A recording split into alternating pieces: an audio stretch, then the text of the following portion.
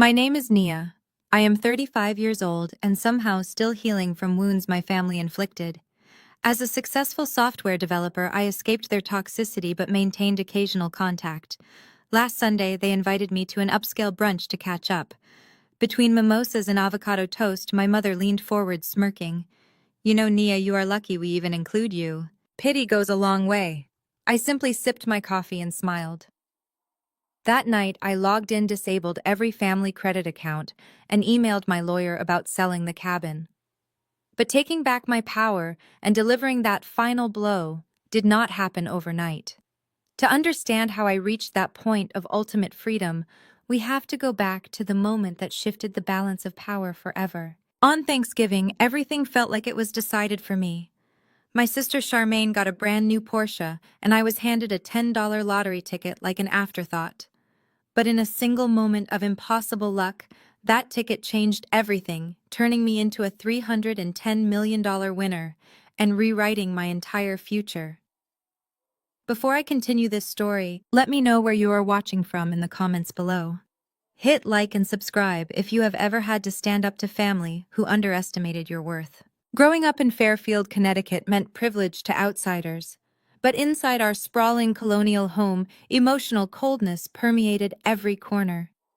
Our four-bedroom house with its manicured lawn and heated swimming pool was a fortress of expectations I could never quite meet. My childhood bedroom, painted pale blue at my mother Elaine's insistence, despite my preference for green, became my sanctuary and prison. From elementary school through high school, I maintained straight-A grades, joined honor societies, and stayed out of trouble. But my achievements were always treated as the bare minimum. The celebrations, the warmth, and the unconditional pride were exclusively reserved for my younger sister Charmaine. She was the golden child. She could fail a class and be rewarded with a shopping spree to ease her stress, while my academic awards were casually tossed onto the kitchen counter. This toxic dynamic did not magically fade when we became adults. It only became more expensive and far more damaging. I built my own life away from them, carving out a lucrative career in software development and securing my own financial independence. Yet the suffocating obligation of holiday gatherings always pulled me back. Which brings me to that unforgettable Thanksgiving. The autumn air was crisp and biting as I turned my reliable 7-year-old Honda Civic onto the familiar winding driveway of my parents' estate. I had spent all morning in my kitchen baking my grandmother's famous sweet potato pie from scratch, hoping against logic that this year might be different. That we could just have a peaceful, normal family dinner. But before I even put my car in park, the sound of piercing, high-pitched shrieks shattered the quiet suburban afternoon. I looked through my windshield and felt an immediate heavy knot form in my stomach. There, parked right in front of the grand oak double doors of the house, was a gleaming, pristine white Porsche Macan. A massive red velvet bow was strapped across the hood, catching the late afternoon sun. Charmaine and her husband Trey were jumping up and down on the paved driveway like they had just won the lottery. Charmaine was dressed in a designer silk outfit that likely cost more than my monthly mortgage, screaming and dramatically hugging the hood of the luxury vehicle. Trey, a man who constantly preached on the internet about his supposed billionaire mindset and cryptocurrency investments while secretly drowning in credit card debt, had his phone out. He was loudly narrating a live video for his social media followers, making sure everyone online knew just how blessed his wife was. He kept repeating buzzwords about generational wealth and manifesting luxury, completely ignoring the fact that my parents were the ones funding this illusion. I took a deep breath, picked up the warm pie from the passenger seat, and slowly stepped out of my car. The heavy front door swung open and my mother Elaine stepped out onto the porch. She was wearing her signature string of pearls and an impeccably tailored cashmere dress. She did not smile when she saw me. She did not say Happy Thanksgiving or ask how my drive was. She did not even acknowledge the pie I was carefully holding. Instead, she marched straight down the concrete steps, bypassed me completely to run her hand admiringly along the side of the Porsche, and then finally turned in my direction. Elaine reached into the deep pocket of her cardigan and pulled out a crinkled, slightly stained paper envelope. It looked like something she had dug out of the bottom of her purse at the absolute last minute. She extended her arm, holding it out to me with the casual indifference one might use to hand a promotional flyer to a stranger on the street. I balanced the heavy baking dish in one hand and took the envelope with the other. Inside was a single brightly colored $10 scratch-off lottery ticket. I looked at the cheap, flimsy piece of cardboard in my hand and then looked over at the $80,000 luxury vehicle sitting just a few feet away. The contrast was so blatantly absurd it almost felt like a scripted joke. "Do not make that face, Nia!" My mother snapped, her tone instantly defensive before I had even uttered a single syllable. "Charmaine needs a luxury car to drive her high-net-worth clients around. She is a luxury realtor now. You just sit in a cubicle looking at code and spreadsheets all day. You do not need anything fancy to impress anyone. Be a supportive sister for once in your life and just be happy for her blessing." The words hit me like a physical blow to the chest. A luxury realtor. Charmaine had not successfully closed on a single property in over 14 months. Her entire real estate career consisted of posting staged photos in empty houses she had absolutely no listing rights to, pretending she was closing million-dollar deals.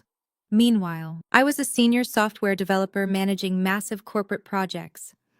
I was the one who had quietly paid off Charmaine's $40,000 student loan debt just 2 years ago, when collection agencies were calling the house threatening legal action. I was the one who funded my own college tuition entirely through scholarships and part-time jobs, while my parents happily paid for Charmaine to spend a year studying abroad in Europe. Yet here I was, standing in the cold, being told my life and my career were insignificant compared to her fabricated image. I wanted to scream. I wanted to drop the sweet potato pie right onto the immaculate driveway and loudly list every single financial sacrifice I had made to keep this family afloat. But I knew exactly how that script would play out. Elaine would immediately start crying. My father would rush out to preach about disrespect and honoring your parents. And I would instantly be branded as the jealous, bitter villain ruining the holy holiday. So I bit the inside of my cheek until I tasted copper, and I chose silence. But my silence was not enough for them. Before I could even process the utter humiliation of the $10 lottery ticket, Trey jogged over. He did not bother to pause his live stream. He pointed his phone camera directly at my face, broadcasting my reaction to his hundreds of followers, then purposefully panned the lens down to my reliable, slightly scuffed Honda Civic. He let out a loud, theatrical laugh that echoed off the brick exterior of the house. "Hey, Nia Trey," sneered, his voice dripping with unmistakable condescension. "Do me a huge favor and go park that junker down the street. You are going to completely ruin the aesthetic of our Thanksgiving photos. We cannot have that rusty bumper in the background when Charmaine posts her new blessing for the timeline. It throws off the whole luxury vibe we are going for today." The sheer audacity of his demand left me momentarily paralyzed. This man was currently living rent-free in a townhouse my parents helped pay for. He was standing next to a car my parents just bought for his wife. And yet he felt entirely comfortable ordering me off my own family's property. Charmaine looked over from the driver's side door, flipping her perfectly styled hair over her shoulder, and eagerly chimed in. "Yes, please, Nia. Just park it out by the community gates and walk back up. It really is a massive eyesore next to the Porsche, and we have a professional photographer coming in an hour to take family portraits. We just want everything to look perfect." I stood there on the pavement as the autumn wind whipped around me. The sweet potato pie was growing incredibly heavy in my hands, and the $10 lottery ticket was burning a hole in my coat pocket. I looked directly at my mother, silently waiting for her to intervene. I waited for her to tell Trey he was crossing a line, to tell Charmaine to be respectful of her older sister. But Elaine simply nodded in total agreement, casually adjusting her pearl necklace. "Just move it, Nia," Elaine said smoothly, without a trace of guilt. "It is a simple request. Do not cause drama today. We just want peace and positivity." I gripped the lottery ticket so tightly my fingernails left deep crescent moons in my palm. The urge to fight back raged inside me, but a strange, chilling calm suddenly washed over it. Arguing with them was a useless game I had played for 35 years, and I was finally done playing. I did not argue. I did not yell. I simply turned around in silence, opened my car door, and carefully placed the pie back onto the passenger seat. I got behind the wheel, started the engine, and backed my car entirely out of the driveway. I drove 2 blocks down the street, parked on the public curb, and began the long, freezing walk back to the house. As my heels clicked against the cold asphalt during that humiliating walk back to the estate, I listened to the faint sound of their laughter echoing through the trees. They thought they had put me in my place. They thought they had cemented the family hierarchy once and for all. But the universe has a brilliant sense of irony. They handed me a $10 scrap of paper to mock my financial status, completely unaware that they had just handed me the exact key to their absolute destruction. I stepped through the heavy oak doors of the estate, the manufactured warmth of the house doing absolutely nothing to thaw the ice forming in my chest. The dining room was a spectacle of excessive performative wealth. Crystal glasses caught the light of the grand chandelier, and sterling silver cutlery rested beside plates with hand-painted gold rims. Everyone was already seated, their laughter echoing off the high ceilings as they passed around appetizers. I quietly took my designated seat at the far end of the table near the swinging door that led to the kitchen. It was the seat usually reserved for the help or the youngest children, a physical manifestation of my standing in this family. No one asked why I was flushed from the cold walk. No one thanked me for the sweet potato pie that I placed on the sideboard. My father. Pastor David stood at the head of the table. He was an imposing man who wore his authority like a tailored suit. He cleared his throat, a deep, resonant sound that commanded immediate silence from his congregation and his family alike. "Let us bow our heads," my father boomed, lifting his hands in the air. "Lord, we come before you today with hearts full of gratitude. We thank you for the abundance you have showered upon this family. We thank you for the new blessings, the new vehicles of grace sitting in our driveway, and the success you have bestowed upon Charmaine and Trey." I kept my head bowed, my eyes fixed on the empty china plate in front of me. I knew my father's prayers. They were never just conversations with God. They were passive-aggressive sermons designed to manipulate the people in the room. "But Lord," my father continued, his voice dropping an octave into a tone of serious instruction, "we also know that to whom much is given, much is required. We know that true generational wealth is built on family sacrifice. We pray for those at this table who have been selfish, who have hoarded their blessings instead of pouring into the family legacy. We pray you soften their hardened hearts, Lord. We pray you show them that supporting their family's vision is the ultimate act of Christian love. Amen." A chorus of amens echoed around the table, led loudly by Elaine and Trey. I slowly raised my head. My father was looking directly at me, his eyes locked onto mine with a chilling intensity. The prayer was over, but the ambush was just beginning. "Nia," my father said, folding his hands on the table, "Trey and I had a very long, very productive meeting in my study this morning. He has been presented with an unbelievable opportunity. A digital currency platform that is guaranteed to yield a 500% return within the first quarter. This is the kind of aggressive financial move that elevates a family from comfortable to untouchable." Trey leaned forward, adjusting the cuffs of his expensive blazer. "It is a closed investment circle, Nia. Invite only.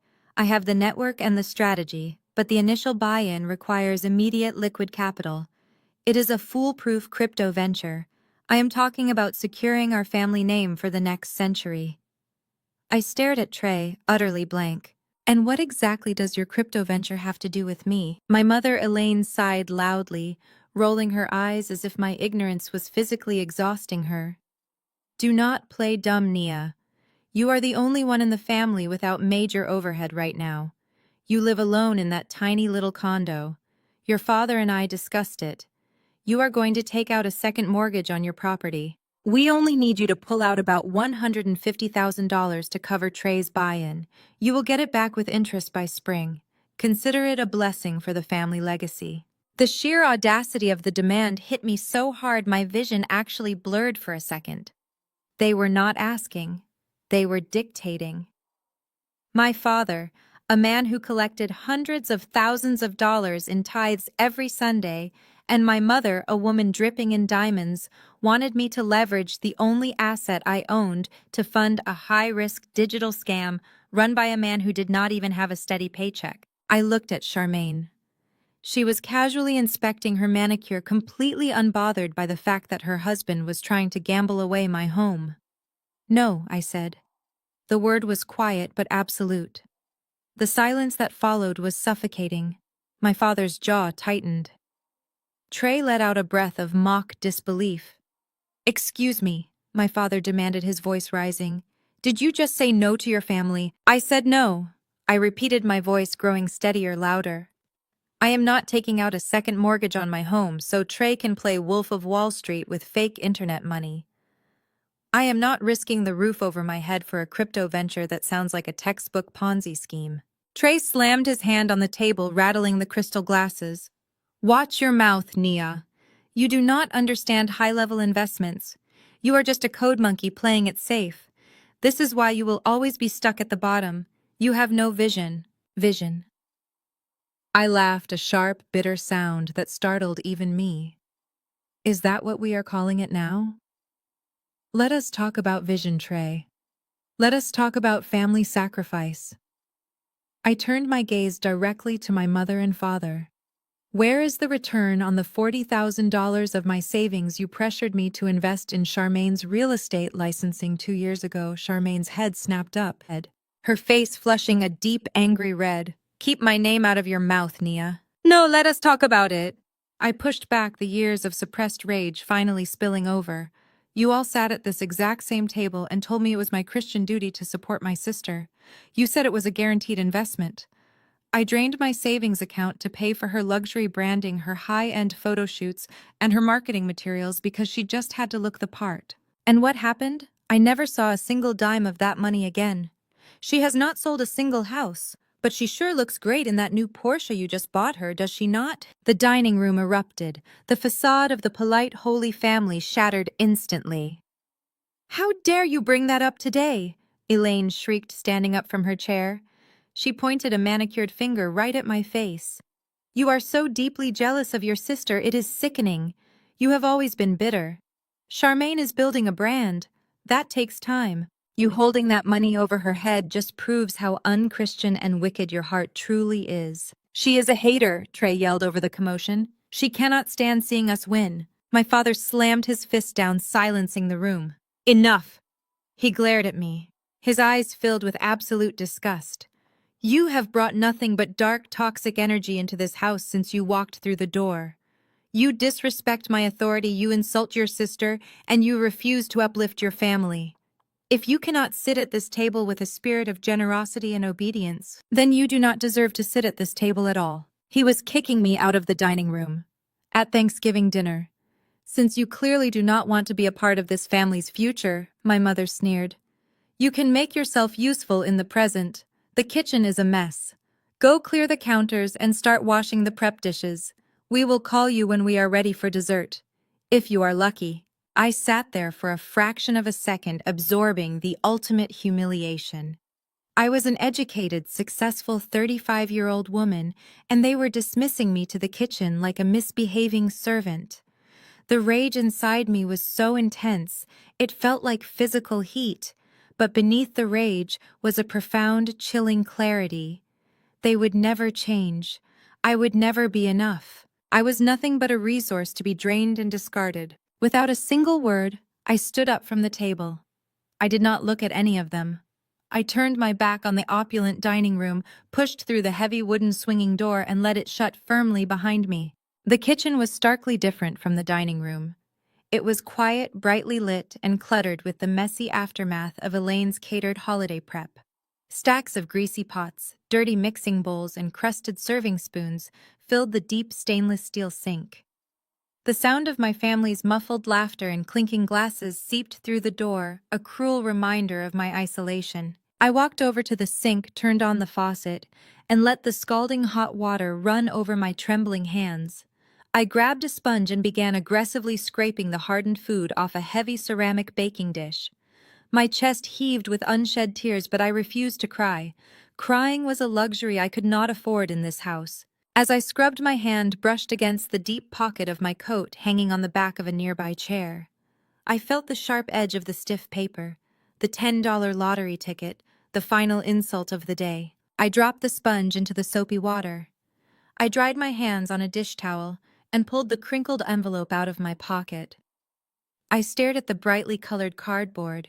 It was a holiday-themed scratch-off promising massive cash prizes with bold, obnoxious lettering. It was trash. It was a slap in the face. It was Elaine's way of saying my worth amounted to a piece of gas station cardboard. A sudden wave of pure destructive anger washed over me. I wanted to tear it into pieces. I wanted to march back out there and throw the confetti of torn paper right into my mother's face. Instead, I reached into the utensil drawer and pulled out a heavy silver coin. I slammed the ticket down onto the Marble Island counter. I pressed the edge of the coin into the thick silver foil covering the play area. I scratched violently, aggressively, not even caring about the rules of the game. I just wanted to destroy the silver coating. I scratched the first row, then the second. Silver dust flew across the pristine marble. I stopped, my breath hitched in my throat. I blinked, rubbing my eyes to clear the angry tears that had finally surfaced. I looked closer at the ticket under the bright kitchen pendant lights. The numbers matched. I scanned the prize key at the bottom. I scanned the matching numbers again, one by one. They aligned perfectly with the jackpot sequence. $310 million. The numbers blurred, then sharpened, then blurred again. I stood frozen over the marble kitchen island, the silver shavings from the scratch-off ticket clinging to my damp fingers. My brain completely short-circuited, unable to process the astronomical figure printed in plain black ink. 3, 1, 0, followed by a cascading waterfall of zeros. It was a jackpot so massive it felt entirely fictional. My heart began to hammer against my ribs like a trapped bird. The kitchen walls seemed to recede the ambient noise of the house, fading into a high-pitched ringing in my ears. I reached out and gripped the edge of the granite countertop to steady myself. This was not a joke. This was not a printing error. The security watermark gleamed faintly under the pendant lights. I had just won $310 million. A massive, uncontrollable wave of adrenaline surged through my veins. The urge to scream, to laugh, to run out into the dining room and slam the ticket down onto my father's pristine china plate was almost overpowering. I opened my mouth, a gasp of pure euphoria rising in my throat. I was going to throw this in their faces. I was going to show my mother just how valuable her discarded piece of trash truly was. But before a single sound could escape my lips, a sharp, angry whisper drifted through the partially open kitchen window. "Keep your voice down, Trey," my father hissed. "Do you want the entire house to hear you?" I instantly snapped my mouth shut. The euphoria vanished, replaced by a cold, sharp spike of adrenaline. The kitchen window was cracked open just a few inches to let out the heat from the ovens. Through the narrow gap, I could see the dimly lit stone patio. The autumn wind carried their hushed, frantic voices directly into the kitchen with crystal clarity. I slowly backed away from the bright island light, slipping into the shadows near the refrigerator, straining to hear every word. "I am keeping my voice down." Pop's Trey shot back his usual arrogant drawl, replaced by a desperate, tight pitch. "But you are the one who is not understanding the timeline here. The dealer needed the cash wired directly. They do not take crypto promises for a custom Porsche Macan. I had to secure the asset today to keep Charmaine's brand looking legitimate." "You did not secure an asset," Trey, my father, growled, the sound of his heavy dress shoes pacing across the stone pavers. "You committed theft. You pulled $50,000 out of the church building fund. Do you have any idea what the deacon board will do if they find out I authorized a wire transfer to a luxury car dealership instead of the roofing contractors? That money was supposed to fix the sanctuary leaks." I pressed my hand over my mouth, my eyes widening in absolute horror. The church building fund. The $50,000 my father had spent the last 3 Sundays begging the congregation to donate. Elderly women on fixed incomes had written checks to fix that roof. And Trey had used it to buy Charmaine a car, just so she could flex on the internet. "It is just a temporary loan," Pop's Trey pleaded, his voice dripping with sleazy desperation. It is leverage, and we have the perfect solution sitting right inside the dining room.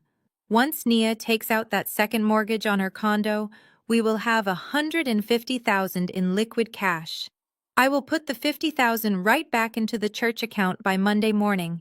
The deacon board will never even know it was gone. My blood ran ice cold. The conversation at the dinner table was not about investing in a crypto venture. It was never about building family wealth. It was a desperate, calculated shakedown to cover up their embezzlement. They were going to use my home, my credit, and my hard-earned equity to replace the money they stole from a church. And what if she refuses? My father demanded. You saw her out there. She is stubborn. She is bitter. She does not respect my authority the way Charmaine does. If Naya does not sign those mortgage papers, the annual audit is going to flag the missing 50,000 by the end of next month. She will sign, Trey said confidently. Elaine knows exactly which buttons to push. We will freeze her out. We will threaten to cut her out of the grandmother's estate. Nia is desperate for your approval. She always has been. She will cave.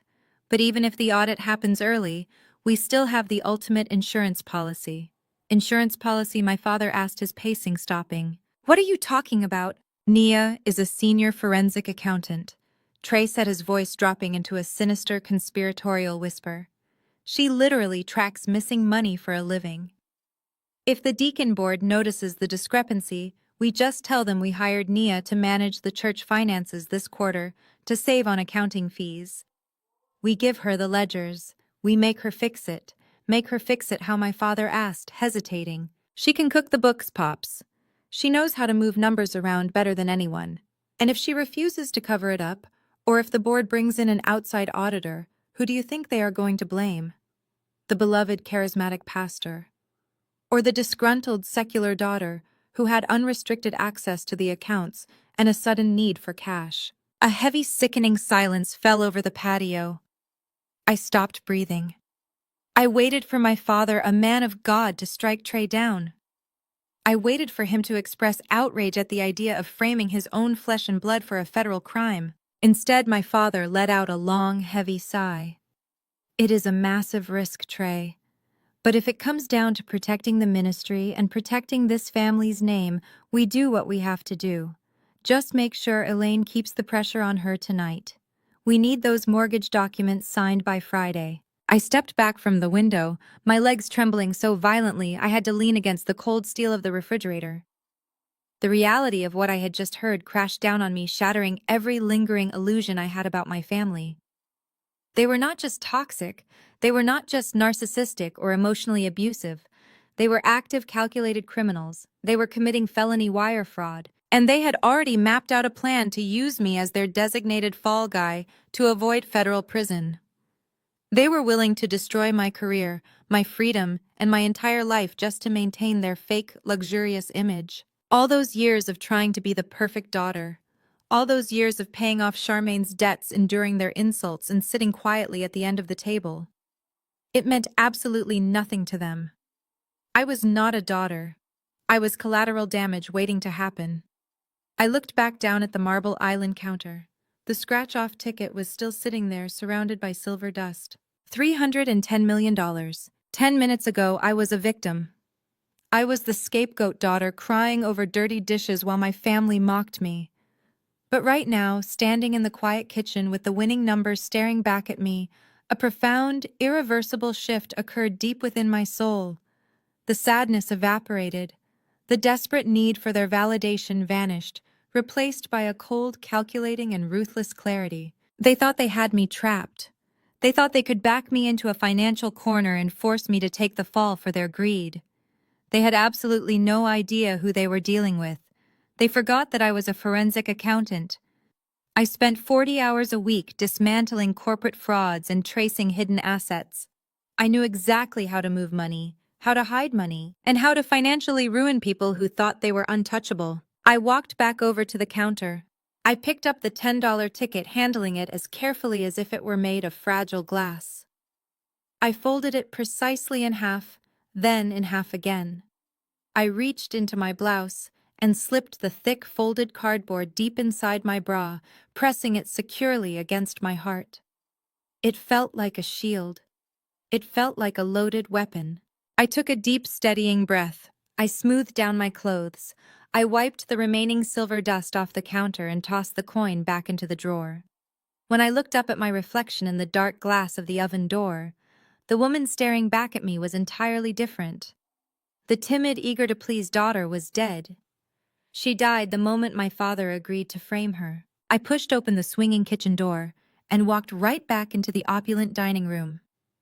The conversation immediately stopped. All eyes turned to me.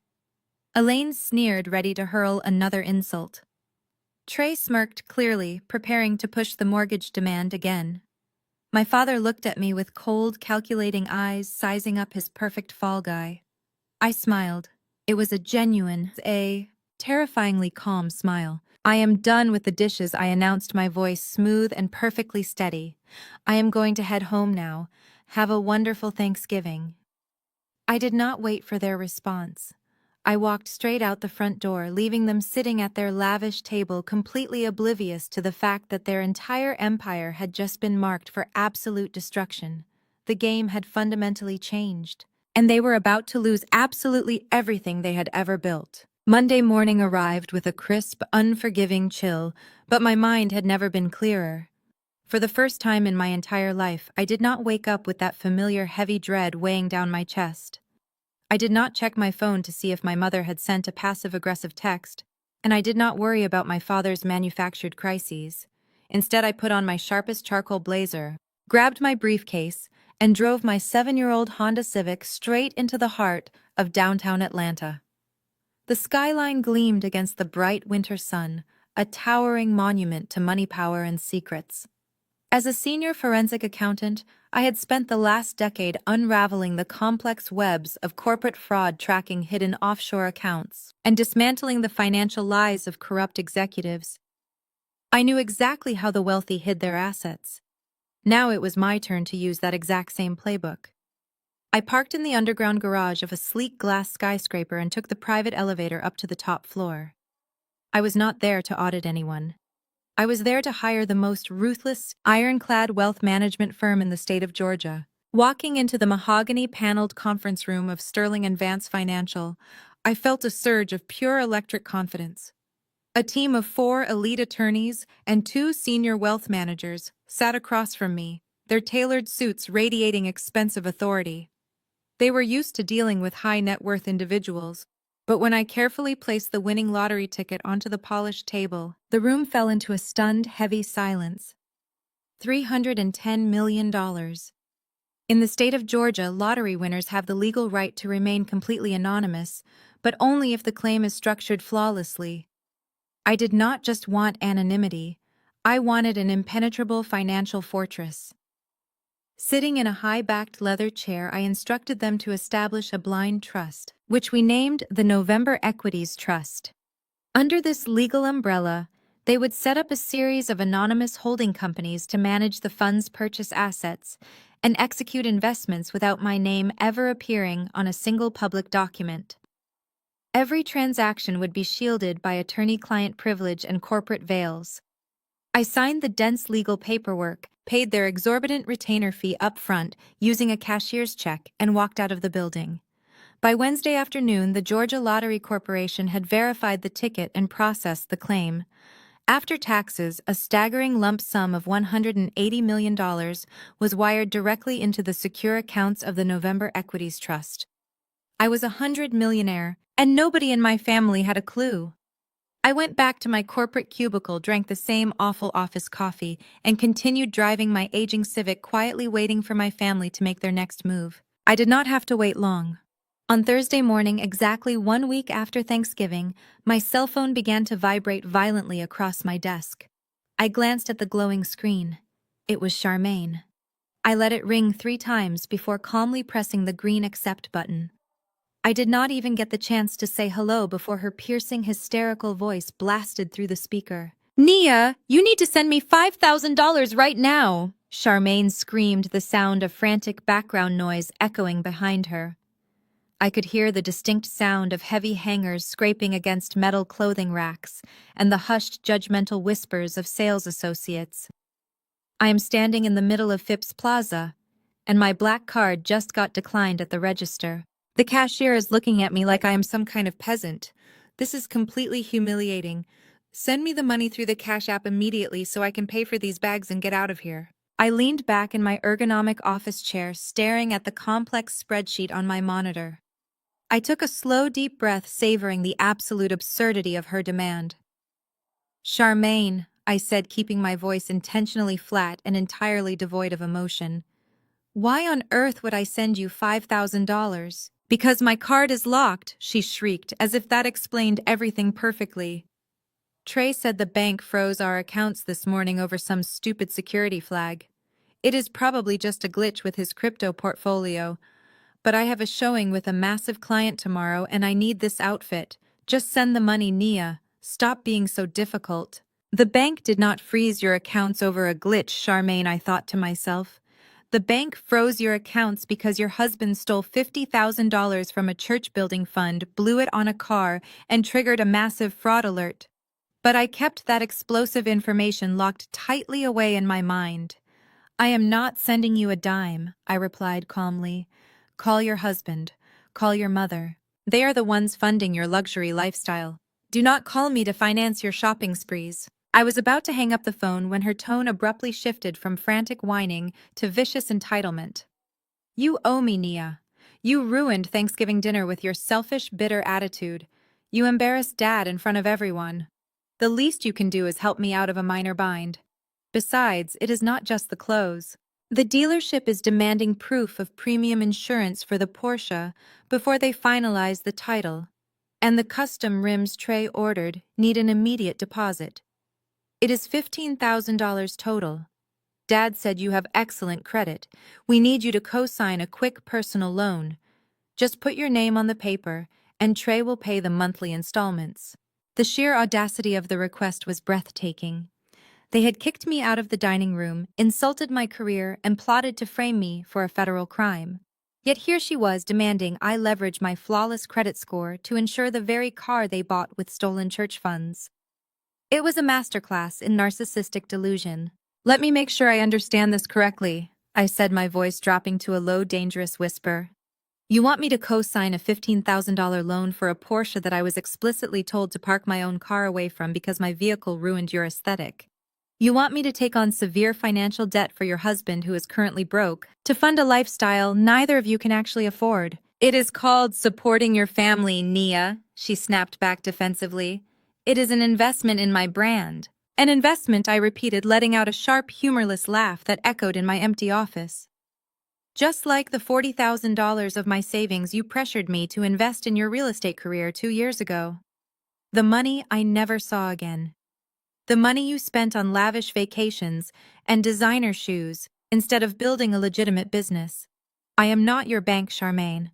I am not your safety net, and I am absolutely not co-signing a loan for your car. The line went silent for a few long seconds. When Charmaine spoke again, the spoiled, whining tone was completely gone, replaced by a cold, calculated cruelty that she had clearly inherited straight from our father. You are making a massive mistake, Nia, Charmaine sneered, her voice dropping lower into a menacing register. Dad told me you would act exactly like this. He said you would be stubborn and selfish. That is why they already came up with a backup plan. If you do not sign those loan papers by tomorrow afternoon, Dad is going to officially cut you out of Big Mama's house. My breath caught in my throat. Big Mama was our late grandmother, the only person in our entire family who had ever shown me genuine, unconditional love.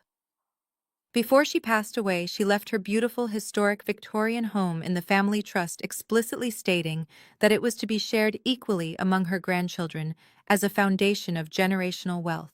It was a stunning property with wraparound porches and stained glass windows sitting on 2 acres of prime Atlanta real estate. But more importantly, it was the only piece of my family history that actually held any positive emotional value for me. My father, acting as the executor of the trust, held the legal power to amend the beneficiaries if he deemed it necessary. He would not do that, I said, testing her, wanting to hear exactly how far they were willing to go to destroy me. That house was Big Mama's legacy. She wanted us both to have it. Dad is the executor. Charmaine laughed a cruel, triumphant sound that made my blood run cold. He can do whatever he wants. And he already drafted the paperwork with his lawyer this morning.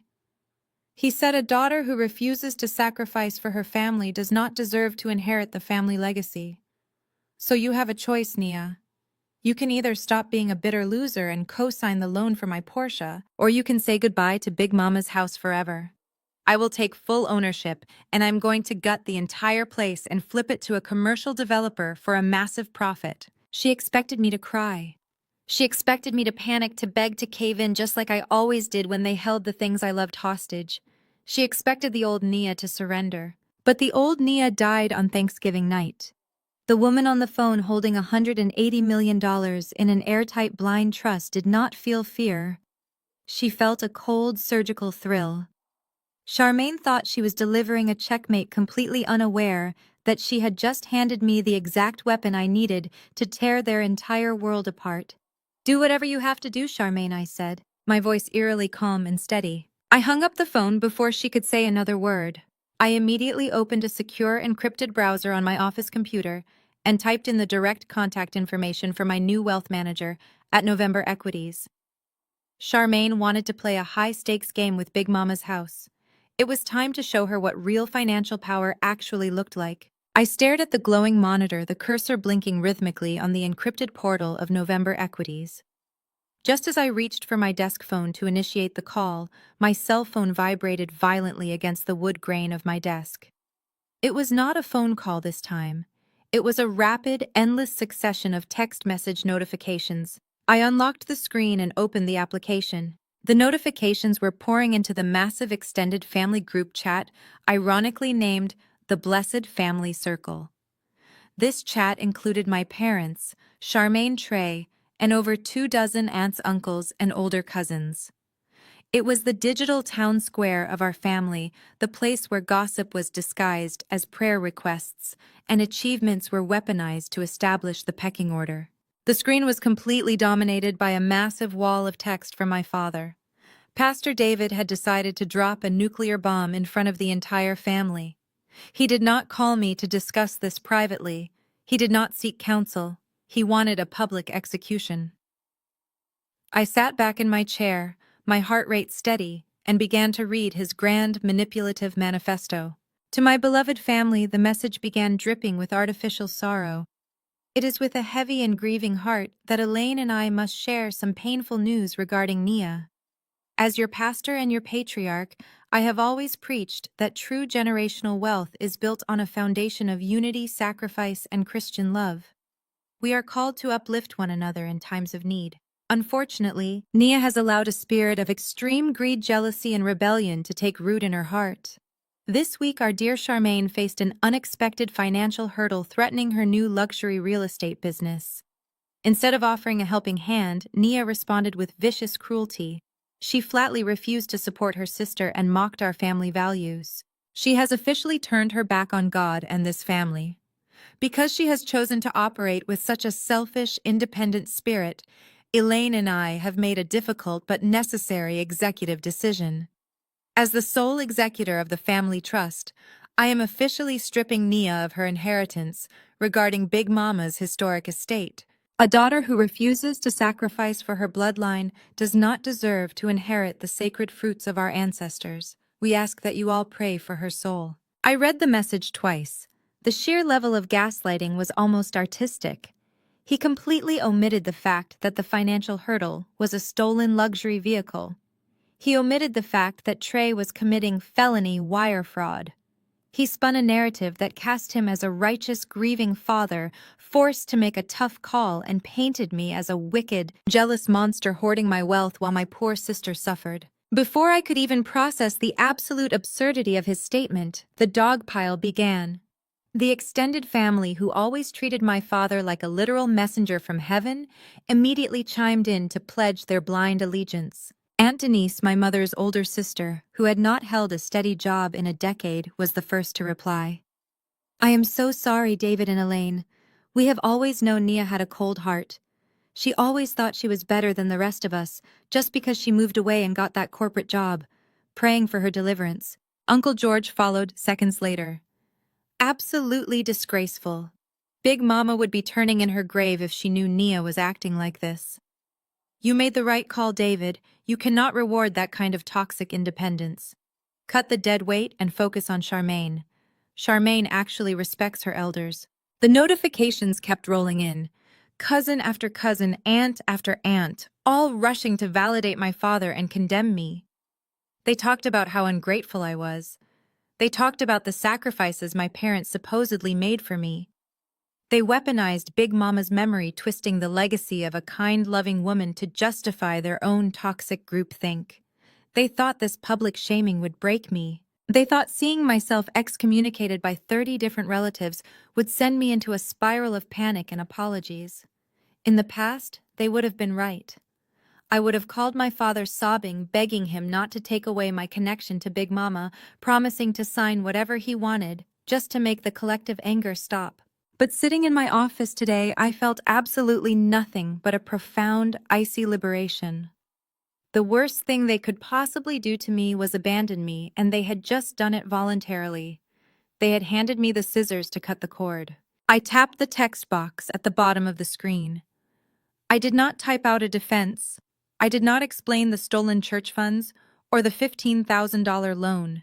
I did not waste a single syllable trying to convince people who were fully committed to misunderstanding me.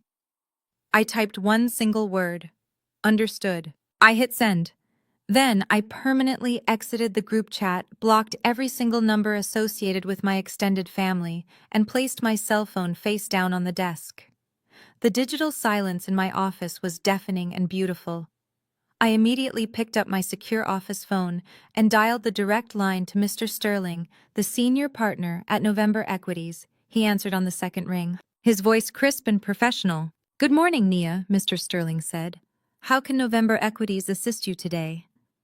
"Good morning, Mr. Sterling," I replied, pulling up a specific financial dossier on my monitor. "I have an urgent, highly confidential acquisition request. I need the trust to purchase 2 specific portfolios of distressed commercial and residential debt, and I need the acquisitions finalized by the end of the business week."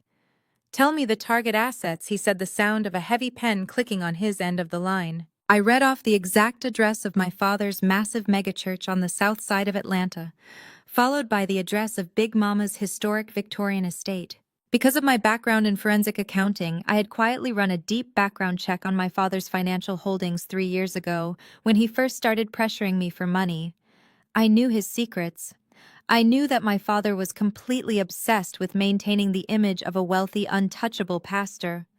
To fund his tailored suits, his luxury vacations with my mother, and his constant financial bailouts for Charmaine, he had secretly remortgaged Big Mama's fully paid-off house to the absolute maximum limit.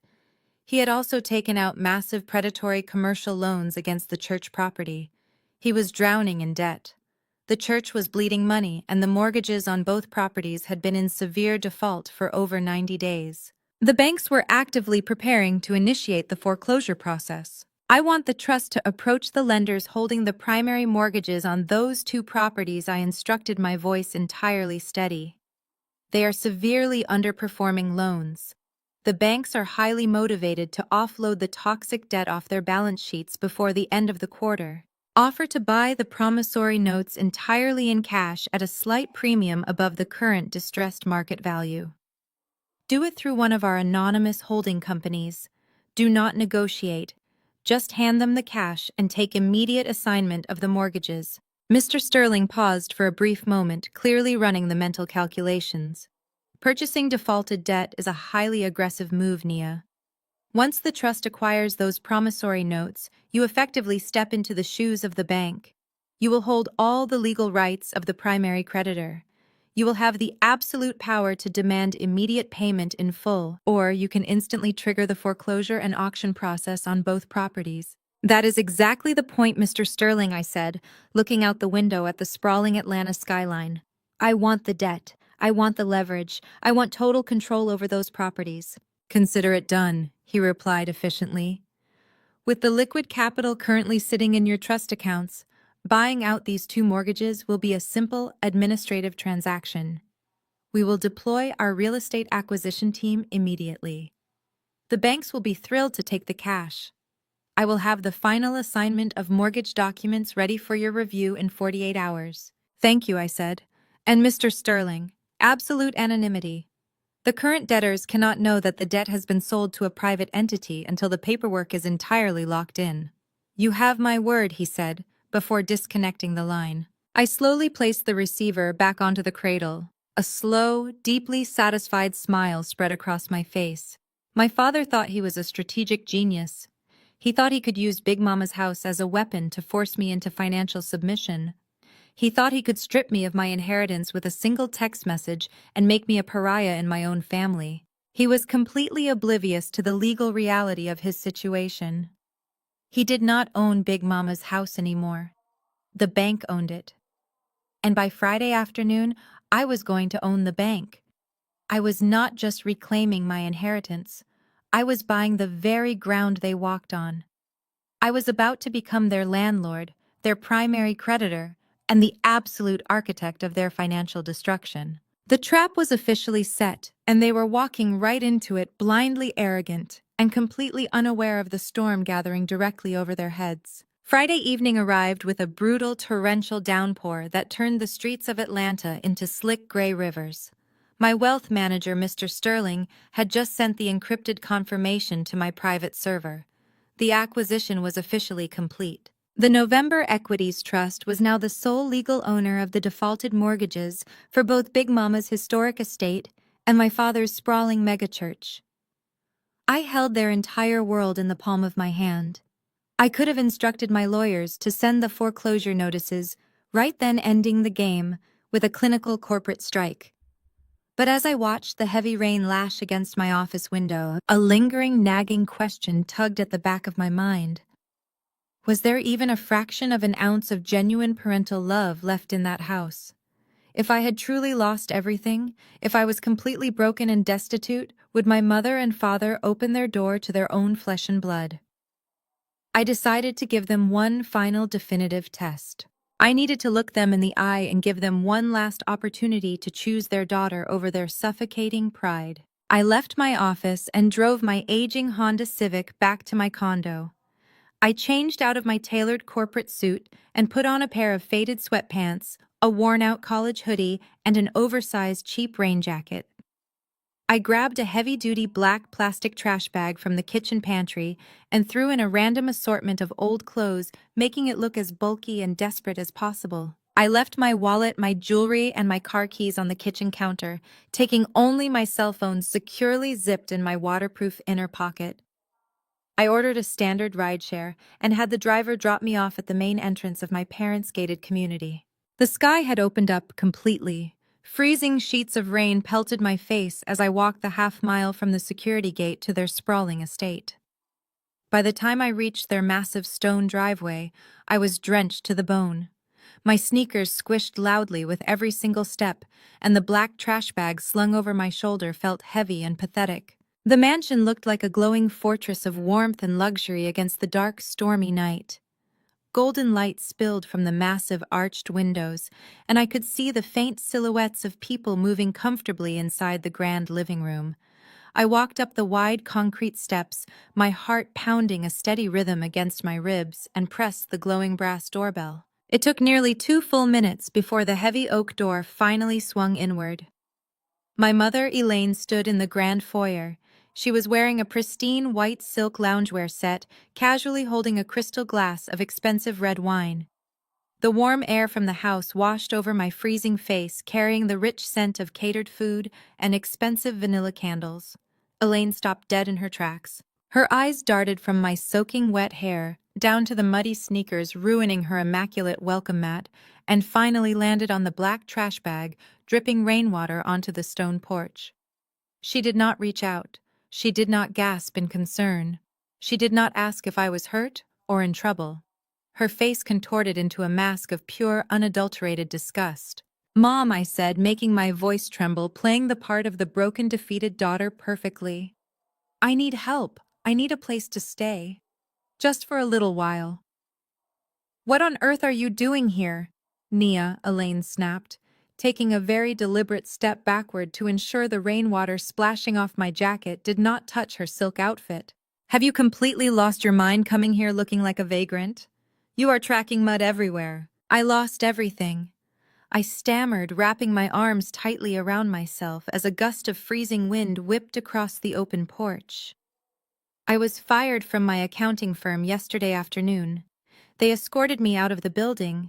The bank called the loan on my condo because I missed the restructuring payments. They foreclosed on it this morning and locked the doors. I have absolutely nothing left. My accounts are overdrawn. I have exactly $0 to my name. Please, Mom, I just need to sleep in the basement tonight. I waited for the maternal instinct to finally kick in. I waited for her to drop the wine glass, pull me inside out of the dangerous storm, and tell me that everything would be okay because I was home. Instead, Elaine's eyes hardened into cold, unsympathetic stones. She reached out and grabbed the brass handle of the heavy door, pulling it slightly closer to her body to physically block the entrance to the foyer. You think you can just bring your bad energy and your absolute failure into my house? Elaine hissed, her voice dripping with venom. You made your bed on Thanksgiving, Nia. You explicitly chose not to support this family when Charmaine needed you. You act so high and mighty with your corporate job and your independent lifestyle, and now look at you, standing on my porch like a beggar. Pastor David is hosting the mayor and several prominent city council members here tomorrow morning for a televised prayer breakfast. Do you have any idea how it would look if they saw my eldest daughter sleeping in the basement out of a garbage bag? You are an absolute embarrassment to the family brand. The sound of Elaine's raised voice drew an eager audience. Charmaine and Trey appeared in the grand foyer, walking up right behind my mother. Charmaine was wearing designer silk pajamas, holding her meticulously groomed Pomeranian dog. Trey had a snifter of amber brandy in his hand, looking incredibly comfortable and arrogant in the house that I technically now owned. What is going on out here? Charmaine asked, peering over Elaine's shoulder. She let out a loud theatrical gasp when she saw me standing in the freezing rain. Oh my God, Nia. What is that smell? Are you literally holding a trash bag? Your sister apparently got fired and lost her little condo, Elaine said dismissively, not even turning her head to look at Charmaine. She expects us to just open our doors and fix her life after she deliberately turned her back on us. Trey let out a loud, barking laugh. He stepped past Elaine, pushing the heavy oak door open a little wider. He looked me up and down, his eyes gleaming with malicious satisfaction. The man who had stolen $50,000 from a church charity fund was now looking down on me for pretending to be poor. Well, well, well, Trey sneered, taking a slow, dramatic sip of his brandy. Look who finally fell off her high horse. You know, Nia, this is exactly what happens when you operate with a severe poverty mindset. You hoard your little bits of cash instead of investing in the family vision, and the universe punishes you for it. You should be thanking us for this harsh lesson. I stood there shivering violently, staring directly into the cold eyes of the people I had spent my entire life trying to please. I am your family, I whispered, delivering my final line of the test. I have nowhere else to go. We are not a charity, Charmaine snapped aggressively, stepping forward. You told me to figure it out when my credit card was declined at the mall. So guess what, Nia? Figure it out. Trey stepped entirely out onto the covered porch. He reached out, grabbed the heavy plastic trash bag from my frozen fingers, and forcefully hurled it over the stone railing. It landed with a loud, sickening splash in the deep mud of my mother's prized rose garden. Bootstraps. Nia. Trey laughed, a cruel, echoing sound that cut right through the howling wind. That is the billionaire mindset. Pick yourself up. Without another word, Trey stepped back inside the warm foyer. Elaine looked at me one last time, her expression completely devoid of any human empathy or regret. She pulled the heavy oak door shut. I heard the solid, heavy metallic click of the deadbolt locking securely into place. I was left standing entirely alone on the freezing stone porch. The rain continued to fall in heavy, violent sheets, but the shivering suddenly stopped. The desperate tears that I had forced into my eyes for the performance instantly dried up. I did not feel broken. I did not feel abandoned. I felt a surge of raw power so intense it radiated through my chest like a physical fire. The final test was officially over. They had failed spectacularly, flawlessly, and without a single moment of hesitation. They had looked at their eldest daughter stripped of all her financial usefulness and corporate value and tossed her out into the mud. I walked calmly down the wide concrete steps, completely ignoring the fake trash bag rotting in the flooded rose garden. I reached into the dry inner pocket of my rain jacket and pulled out my cell phone. I bypassed the rideshare applications entirely. I opened my encrypted messaging app and sent a single precise location pin to my private security team. I stood at the very end of the long driveway, letting the freezing rain wash away the last remaining traces of the loyal, obedient daughter I used to be. Less than 4 minutes later, the blinding LED headlights of a massive vehicle pierced through the dark storm. A pristine, matte black Maybach glided silently up to the curb, its wide tires hissing against the wet asphalt. A man in a sharp black suit immediately stepped out of the front passenger seat, with a massive golf umbrella holding it carefully over my head as he opened the heavy rear door. I slid into the heated, luxurious leather interior of the cabin, the rich smell of new leather and expensive mahogany instantly replacing the cold stench of the storm. As the driver smoothly accelerated away from the gated community, I looked back at the glowing windows of the mansion through the tinted privacy glass. They were probably inside right now, laughing at my misery, drinking their expensive wine, and congratulating themselves on establishing their harsh boundaries. They had absolutely no idea that they had just slammed the door on the person who held the deed to their entire existence. The time for tests was officially over. Tomorrow morning, the real consequences were going to arrive on their doorstep. 3 weeks passed since that freezing night on my parents' front porch. For 21 days, I did not receive a single text message, phone call, or email from anyone in my family. They were entirely convinced that they had successfully discarded me. They assumed I was sleeping on a friend's couch, desperately trying to scrape together enough pennies to survive. In reality, I had moved into a sprawling 6,000-square-foot penthouse in Buckhead. I spent my mornings reviewing the aggressive acquisition strategies of November equities, and my afternoons watching the meticulous legal traps I had set for my family slowly snap shut. I did not have to lift a finger to ruin them. I just had to sit back and let their own arrogance do the heavy lifting. The first domino fell on a beautiful sunny Tuesday afternoon. I was sitting at the massive marble island in my penthouse enjoying a catered lunch when my private investigator sent me a link to Charmaine's social media page. She was broadcasting a live video to her 5,000 followers. I clicked the link and watched the chaos unfold in real time. Charmaine was standing in the driveway of a massive modern mansion in Alpharetta.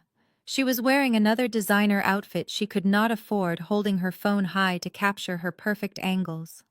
Behind her, parked illegally on the street to maximize its visibility in the shot, was the pristine white Porsche Macan. "Welcome back to another exclusive luxury tour," Charmaine purred into the camera, tossing her hair over her shoulder. As a top-tier realtor, I only deal with the absolute best properties in the Atlanta metro area. When you operate with a billionaire mindset, the universe constantly rewards you with abundance. "Look at this architecture, guys." She spun around to show off the exterior of the house, but as the camera panned across the street, the aesthetic was violently interrupted. A heavy-duty industrial tow truck had just backed up directly to the front bumper of the Porsche. 2 men in neon vests jumped out. One of them immediately dropped to the asphalt, sliding a heavy steel hook under the luxury vehicle's front axle. Charmaine froze, her jaw dropping. The live stream captured her absolute panic. "Hey!" she screamed, completely dropping her professional realtor persona. "What are you doing? Get away from my car!" The tow truck driver did not even look at her. He pulled a heavy lever and the mechanical winch screamed to life. The front tires of the Porsche were violently yanked off the ground with a loud, metallic crunch. Trey suddenly sprinted out from the front door of the house they were illegally touring. He was waving his arms frantically, his face red with rage. "Yo, drop the car!" Trey yelled, charging at the repo men. "I just made a payment. You cannot take the asset." The second repo man casually pulled a clipboard from his vest and held it up. "The lien holder says otherwise, buddy. You are 3 months delinquent on the original lease, and the secondary loan you took out for the custom rims was flagged for fraudulent income verification." The bank recalled the note. "Have a nice day."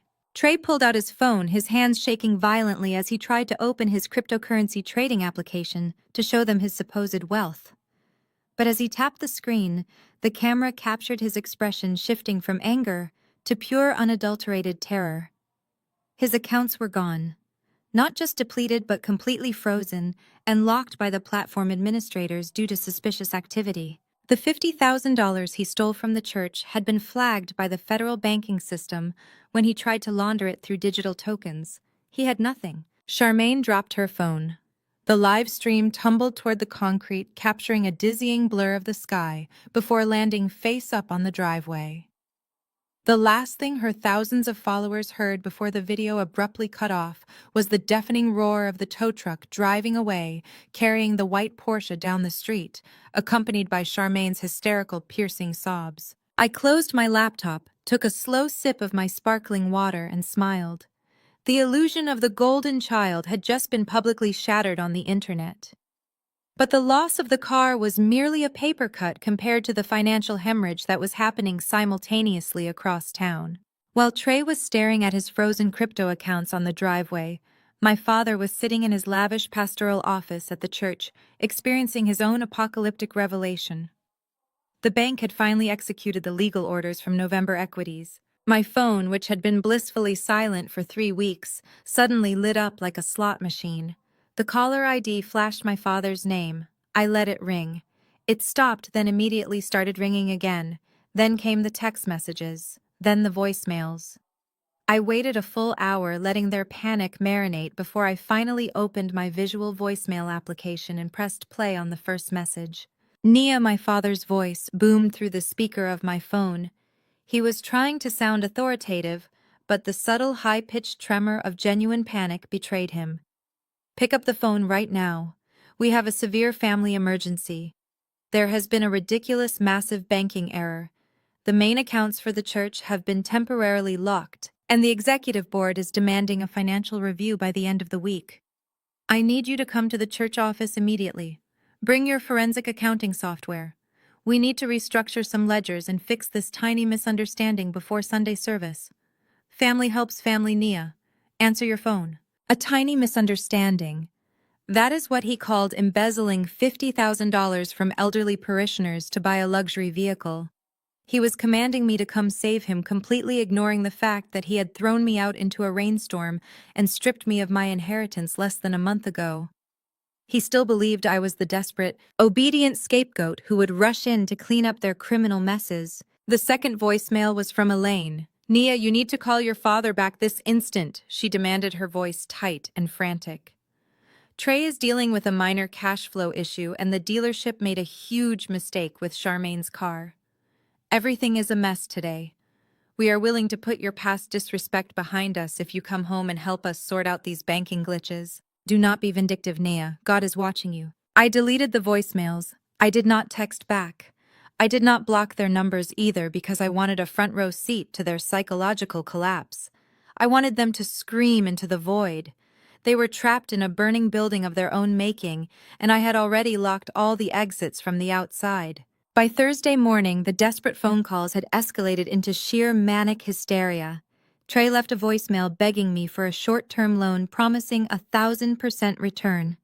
Charmaine texted me a long, rambling paragraph blaming the economy and jealous haters for her car being repossessed. My father called 8 times in a row, his voice growing increasingly hoarse and unhinged with every single message. He knew the deacon board was closing in. He knew the missing money could not be hidden without my professional expertise. But the absolute worst was yet to come for Pastor David. The frozen bank accounts were just the warm-up act. The killing blow was scheduled for delivery on Friday afternoon. The timing was executed with absolute surgical precision. At exactly 2 o'clock in the afternoon, my father was hosting a massive outdoor community fish fry in the front parking lot of his megachurch. Hundreds of congregants, local politicians, and community leaders were gathered under white tents, eating and laughing. My father was standing at the podium, gripping a microphone, wearing a tailored linen suit and preaching about the financial blessings of the Lord. He was desperately trying to maintain his image of supreme power. At that exact moment, a dark green Fulton County Sheriff's cruiser slowly turned into the church parking lot. The heavy tires crunched against the gravel as the vehicle rolled right past the food tents, the flashing yellow light bar on the roof slicing through the crowd's attention. The murmurs began instantly. Hundreds of heads turned to watch as the cruiser parked directly in front of the massive glass double doors of the main sanctuary. A uniformed deputy stepped out of the vehicle. He did not look at the crowd. He did not acknowledge my father standing frozen at the podium, the microphone slipping from his trembling grip. The deputy walked briskly up the wide concrete steps, holding a staple gun and a stack of bright neon orange papers. With 3 loud echoing cracks of the staple gun, the deputy affixed a massive notice directly onto the wooden frame of the church doors. Notice of default and imminent foreclosure. Public auction pending. The bold black letters were large enough to be read from the parking lot. The crowd gasped collectively. The silence that fell over the fish fry was deafening. Deacons dropped their plates. Church elders stared in absolute horror. My father's knees buckled slightly, his face draining of all color as the pristine, holy image he had spent decades building shattered into a million irreparable pieces in front of his entire congregation. But the karma dominoes were not finished falling. Exactly 12 miles away at the exact same moment, a second Fulton County Sheriff's cruiser pulled into the long manicured driveway of Big Mama's historic Victorian estate. Elaine was sitting on the wrap-around porch, sipping sweet tea and entertaining 3 of her wealthy socialite friends from the country club. She had been bragging about her upcoming renovations to the property, completely oblivious to the legal tidal wave rushing toward her. The deputy walked up the steps, tipped his hat politely to the terrified socialites, and used a heavy strip of industrial adhesive tape to slap an identical bright orange foreclosure notice directly over the ornate brass peephole of the front door. You have 72 hours to vacate the premises before the locks are legally changed, the deputy announced loudly, making sure Elaine's wealthy friends heard every single word. The property is scheduled for a public county auction next Wednesday. Have a good afternoon, ladies. Elaine dropped her crystal glass. It shattered against the wooden porch, sending shards of glass and sweet tea flying across the expensive outdoor rug. She stared at the neon orange paper, her mouth opening and closing like a suffocating fish. Her friends awkwardly grabbed their designer purses and rushed toward their cars, whispering frantically to each other, eager to spread the scandalous news across the entire Atlanta social scene. In less than 48 hours, my family had lost their luxury car, their hidden bank accounts, their megachurch, and their prized generational estate. They had been publicly humiliated on the internet, exposed in front of their congregation, and disgraced in front of high society. The walls of their toxic fortress had been completely blown away. And the absolute best part was that they still had no idea that I was the one holding the detonator. They were about to march straight into the county courthouse to beg for their lives, completely unaware that they were walking directly into my trap. The chaotic aftermath of the dual foreclosure notices was an absolute masterclass in toxic family dynamics imploding under pressure. Within an hour of the deputies pasting the bright orange warnings onto the church doors and Big Mama's house, the entire family had convened in my father's pastoral study. The once imposing mahogany-paneled room, which had always served as the control center for my father's manipulations, was now a claustrophobic pressure cooker of panic and recriminations. The air was thick with the smell of my mother's expensive perfume and the sharp tang of genuine fear. I was not in the room, of course, but the private investigator I had hired to monitor their movements provided me with a detailed, minute-by-minute account of their frantic activities. And thanks to a strategically placed listening device that my investigator had managed to plant near the study window during the community fish fry, I got to listen to every single word of their spectacular meltdown from the comfort of my penthouse. My father was pacing the length of the Persian rug, his face a mottled, unhealthy shade of purple. The microphone he had dropped at the fish fry was still ringing in his ears, along with the collective gasp of his congregation. Elaine was slumped in a leather wingback chair, clutching a damp handkerchief, her usual poised demeanor completely shattered. Charmaine and Trey stood on opposite sides of the massive desk, glaring at each other with an intensity that bordered on physical violence. The illusion of their perfect, wealthy marriage had vanished the moment the Porsche was dragged down the street. How could this happen? Elaine shrieked, her voice cracking hysterically.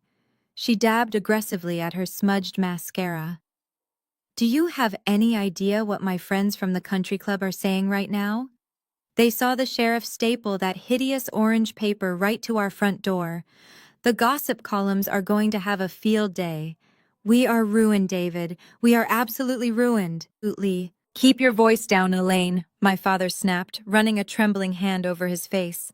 Crying about your country club friends is not going to fix the fact that the bank is going to auction off the church on Wednesday. The church, Elaine. Do you understand what that means? If the deacon board finds out that the building is in foreclosure because I leveraged it to the hilt to fund your lifestyle and Trey's supposed investments, I will not just be defrocked. I will be facing federal indictment. Trey shifted uncomfortably, adjusting the collar of his shirt. Now hold on, Pops. Let us not start throwing around words like indictment. This is just a temporary cash flow hiccup. The bank must have made an administrative error. I am telling you, my crypto portfolio is solid. The platform just froze the assets temporarily because of a security protocol. Once I get a hold of the customer service reps, we can liquidate the tokens and pay off the arrears on both mortgages. Charmaine let out a sound that was half laugh and half scream. A temporary cash flow hiccup. Are you completely delusional, Trey? They repossessed my Porsche in the middle of a live stream. My followers saw the whole thing. I am a laughingstock. You told me we were rich. You told me the church fund was a bottomless pit that we could borrow from whenever we wanted. My father stopped pacing, dead in his tracks. He turned slowly to look at Charmaine, his eyes widening in horror. He had always known that Trey was siphoning money from the church, but he had chosen to turn a blind eye as long as Trey promised astronomical returns. He had convinced himself it was a sophisticated financial strategy. Hearing his golden child refer to his sacred church charity as a bottomless pit for her personal shopping sprees finally shattered his delusion. What did you just say? My father whispered, his voice trembling with a rage so profound it actually commanded silence. Charmaine shrank back slightly, suddenly realizing she had spoken the quiet part out loud. I just meant, she stammered, looking at Trey for help. Trey said the building fund had hundreds of thousands of dollars in it. He said you authorized the $50,000 for the car to keep up appearances. Trey held up his hands defensively, backing away from the desk. Wait. Pops, do not put this all on me. You signed the wire transfers. You knew exactly where that money was going. You knew Charmaine needed the car for her real estate image. You lied to me. My father roared, the sheer volume of his voice making the heavy wooden doors rattle in their frames. You told me the crypto investment was guaranteed. You told me you would double the money and put the $50,000 back before the audit. I tried to, Pops Trey pleaded, his arrogant facade finally crumbling into pathetic desperation. But the market tanked. The coin I invested in was a rug pull. The developers took the liquidity and vanished. The money is gone. All of it. The $50,000 from the church, the cash advances from Elaine's credit cards, everything. The accounts are frozen because there is nothing left to withdraw. The silence that followed was heavy and absolute. The reality of their situation finally settled over them like a suffocating blanket. They had absolutely no money. They had massive defaulted debts. And the $50,000 they had stolen from the church was permanently lost in the digital ether. My father closed his eyes, his breathing ragged and shallow. He walked slowly around the massive oak desk, stopping directly in front of Trey. Trey tried to offer a weak, conciliatory smile, opening his mouth to utter another empty promise about the billionaire mindset. Before Trey could form a single syllable, my father raised his hand and struck him across the face with a loud, sickening crack. The slap was so forceful it spun Trey completely around, sending him crashing into the heavy bookshelves lining the wall. Elaine screamed, jumping out of her chair. Charmaine covered her mouth, her eyes wide with shock. My father stood over his son-in-law, his chest heaving, his fists clenched so tightly his knuckles were completely white. You arrogant, parasitic fool! My father spat, his voice dropping into a terrifying guttural snarl. You destroyed my legacy. You stole from my church. You used my daughter to fund your pathetic fantasies.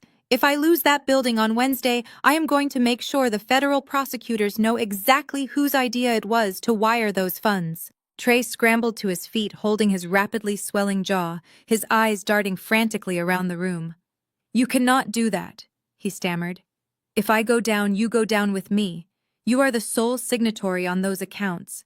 You authorized every single transfer."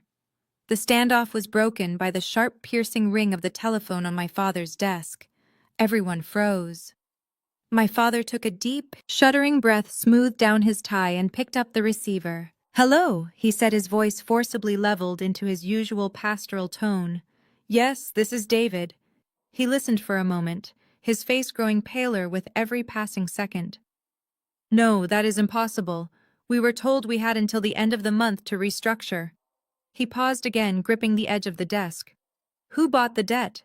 Tell me the name of the holding company. November Equities. Who are they?" He slammed his hand against the wood. "Well, you have to give us a chance to match the offer. We will have the money by Wednesday. I guarantee it." He slammed the phone down, the plastic cracking under the force. He looked at Elaine, his eyes wild with sheer panic. "The bank sold the debt," he said, his voice barely above a whisper. "They sold the promissory notes for the church and the house to a private equity firm called November Equities. The bank has completely washed their hands of us. The equity firm triggered the immediate foreclosure clause. Both properties are going up for public auction at the county courthouse on Wednesday morning. We have exactly 4 days to save everything." 4 days! Elaine gasped, clutching her chest. "David, we do not have $400, let alone the hundreds of thousands we need to stop an auction. What are we going to do?" My father began pacing again, the gears in his mind turning frantically. "We have to buy the properties back at the auction. It is the only way to retain the deeds and keep the deacon board from digging into the original mortgages. If we own the properties outright, the paper trail of the defaulted loans disappears." "But with what money?" Charmaine cried, tears streaming down her face, ruining her expensive makeup. "I know a guy," Trey suddenly spoke up, his voice muffled, as he held a handkerchief to his jaw. "He is a private lender, a hard money guy. He does not care about credit scores or bank audits. He only cares about collateral and massive interest rates. If we pledge the future tithes of the church and whatever equity is left in Elaine's jewelry collection, he might front us enough cash to win the auction." My father stopped pacing. He looked at Trey, the disgust still evident in his eyes, but the desperate need for survival overriding his anger. "A hard money lender? You mean a loan shark?" "He is an aggressive investor," Trey corrected weakly. "But he has liquid capital, millions of it. If we go to him today, we can have a certified cashier's check by Wednesday morning. We walk into that courthouse, we outbid everyone else, and we buy back the church and the house. We save the family name." It was a catastrophic, incredibly dangerous plan. They were proposing taking out a massive predatory loan with exorbitant interest rates just to buy back properties they had already lost. They were digging their financial grave 10 feet deeper just to cover up the dirt on the surface. But they were trapped by their own vanity and their desperate need to maintain their image. They could not fathom the idea of walking away and admitting defeat. "Make the call!" My father ordered, his voice cold and resolute. "Tell him we need $2 million in liquid cash by Tuesday night. Offer him whatever collateral he wants.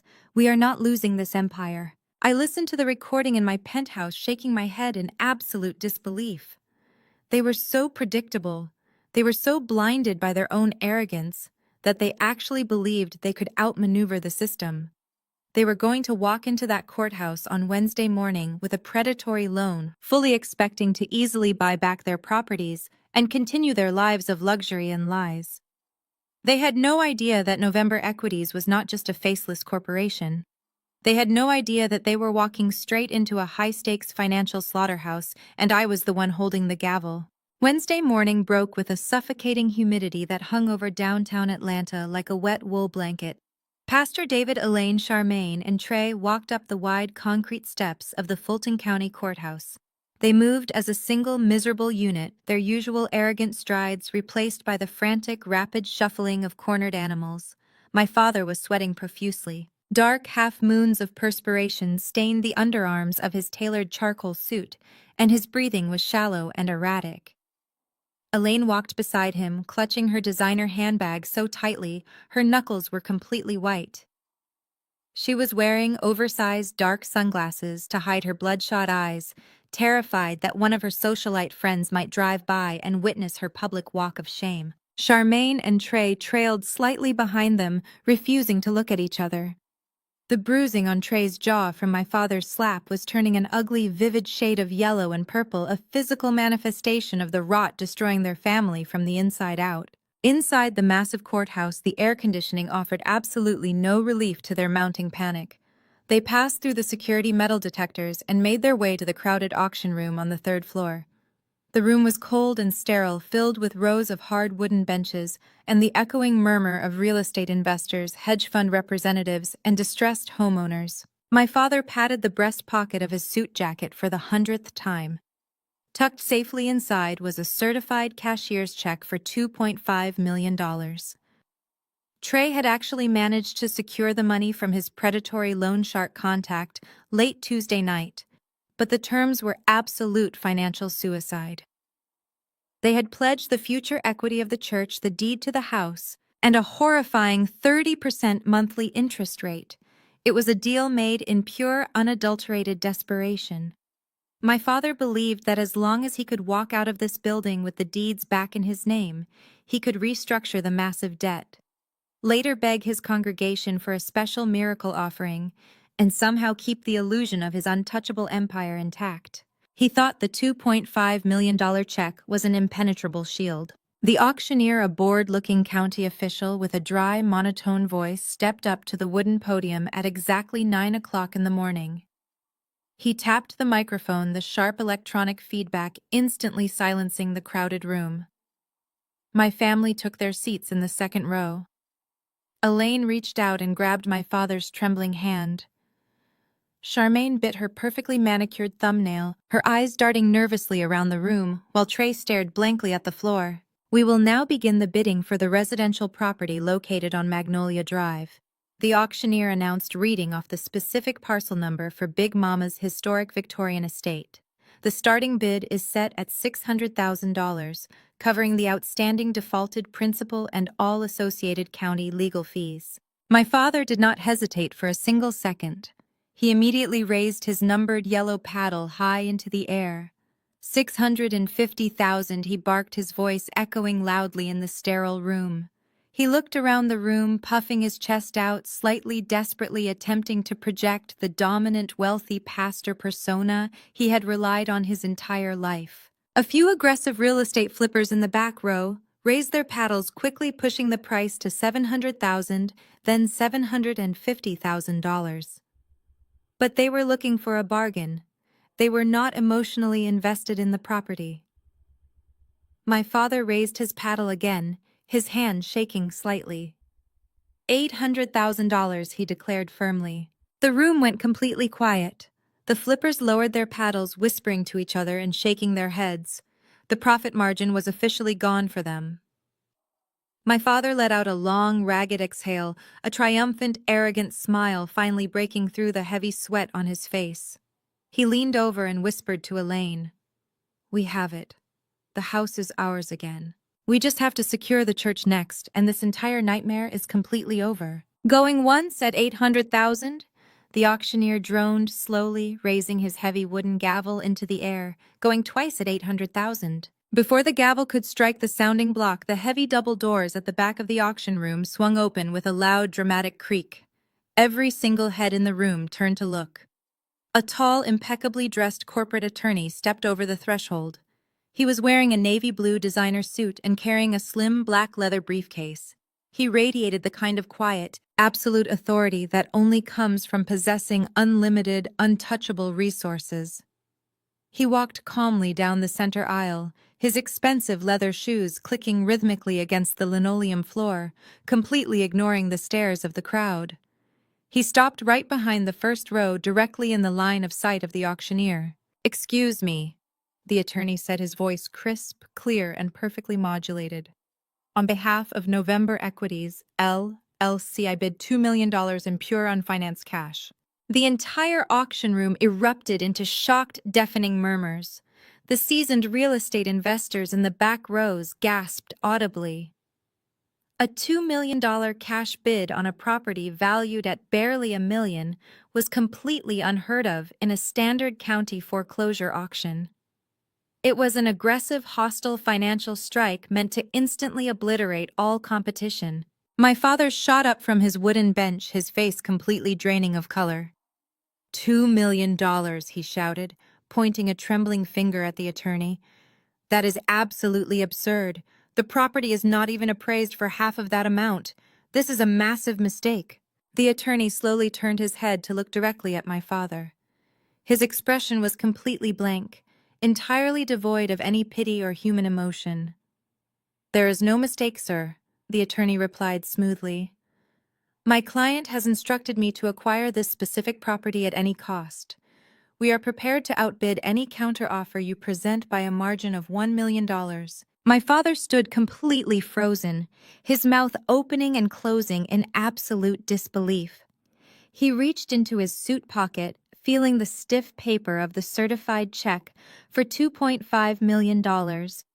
He had explicitly intended to use $1 million for the house and $1.5 million for the church. If he engaged in a bidding war against a billionaire holding company willing to drop $2 million instantly, he would wipe out the loan shark's money on a single property and lose the church entirely. He was completely, hopelessly trapped. Elaine frantically yanked on the sleeve of his suit jacket, her voice a terrified hissing whisper. David, sit down right now. Let the house go. We have to save the church. The church is the only way we generate income to survive. If we lose the sanctuary, we lose everything. We cannot fight a billionaire holding company for a house. Sit down before you ruin us. My father's broad shoulders slumped. The fight completely drained out of his body. He slowly sank back onto the hard wooden bench, burying his face in his trembling hands. The auctioneer cleared his throat, staring in absolute awe at the sharp-suited attorney. Sold to November Equities, LLC for $2 million cash, the auctioneer announced loudly, bringing the gavel down with a loud, final crack. Charmaine let out a quiet, strangled sob.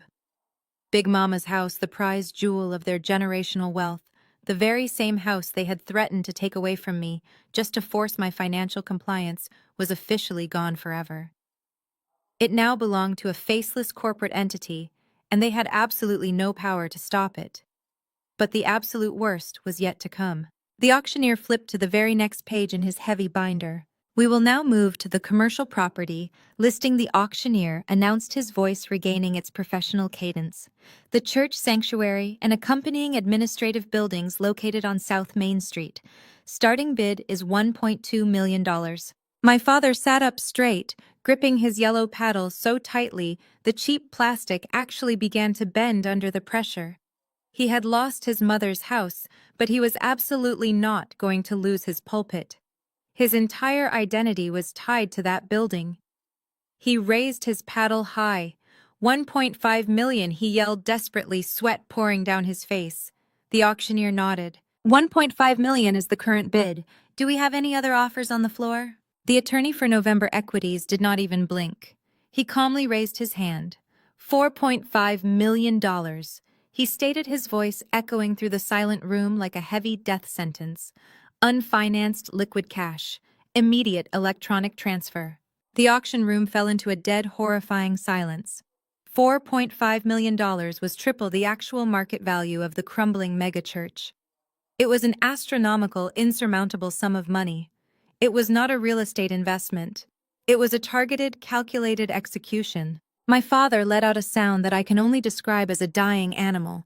It was a guttural, wheezing gasp that tore from the very bottom of his chest. He leaped to his feet, lunging toward the center aisle. "You cannot do this!" he screamed, spit flying from his lips, his eyes rolling wildly with sheer panic. "Who is your client? Who is November Equities? Tell me who is doing this to my family. This is my church. I built that congregation from the ground up. You cannot just walk in here and buy my entire life with pocket change." Two armed county bailiffs immediately stepped forward, placing their hands heavily on their utility belts, loudly warning my father to step back. Elaine was weeping openly now, her face buried in her hands, no longer caring who saw her perfectly crafted image disintegrate in a public courtroom.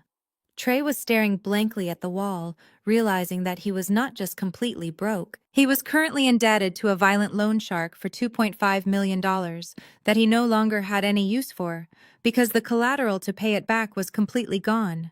The attorney calmly adjusted his expensive silk tie. He looked directly at my father, his face a perfect mask of corporate indifference. "My client prefers to remain entirely anonymous," the attorney said. "However, my client did ask me to relay a single message to you, Pastor David, upon the successful acquisition of these properties." My father stopped struggling against the approaching bailiffs. He stood there panting heavily, sweat dripping from his forehead onto his ruined silk tie. "What message?" he whispered, his voice cracking with absolute paralyzing terror. The attorney opened his black leather briefcase. He reached inside and pulled out a small, crinkled, slightly stained paper envelope. It was the exact same envelope my mother had handed to me in the driveway on Thanksgiving Day. The attorney walked slowly across the aisle and held it out to my father.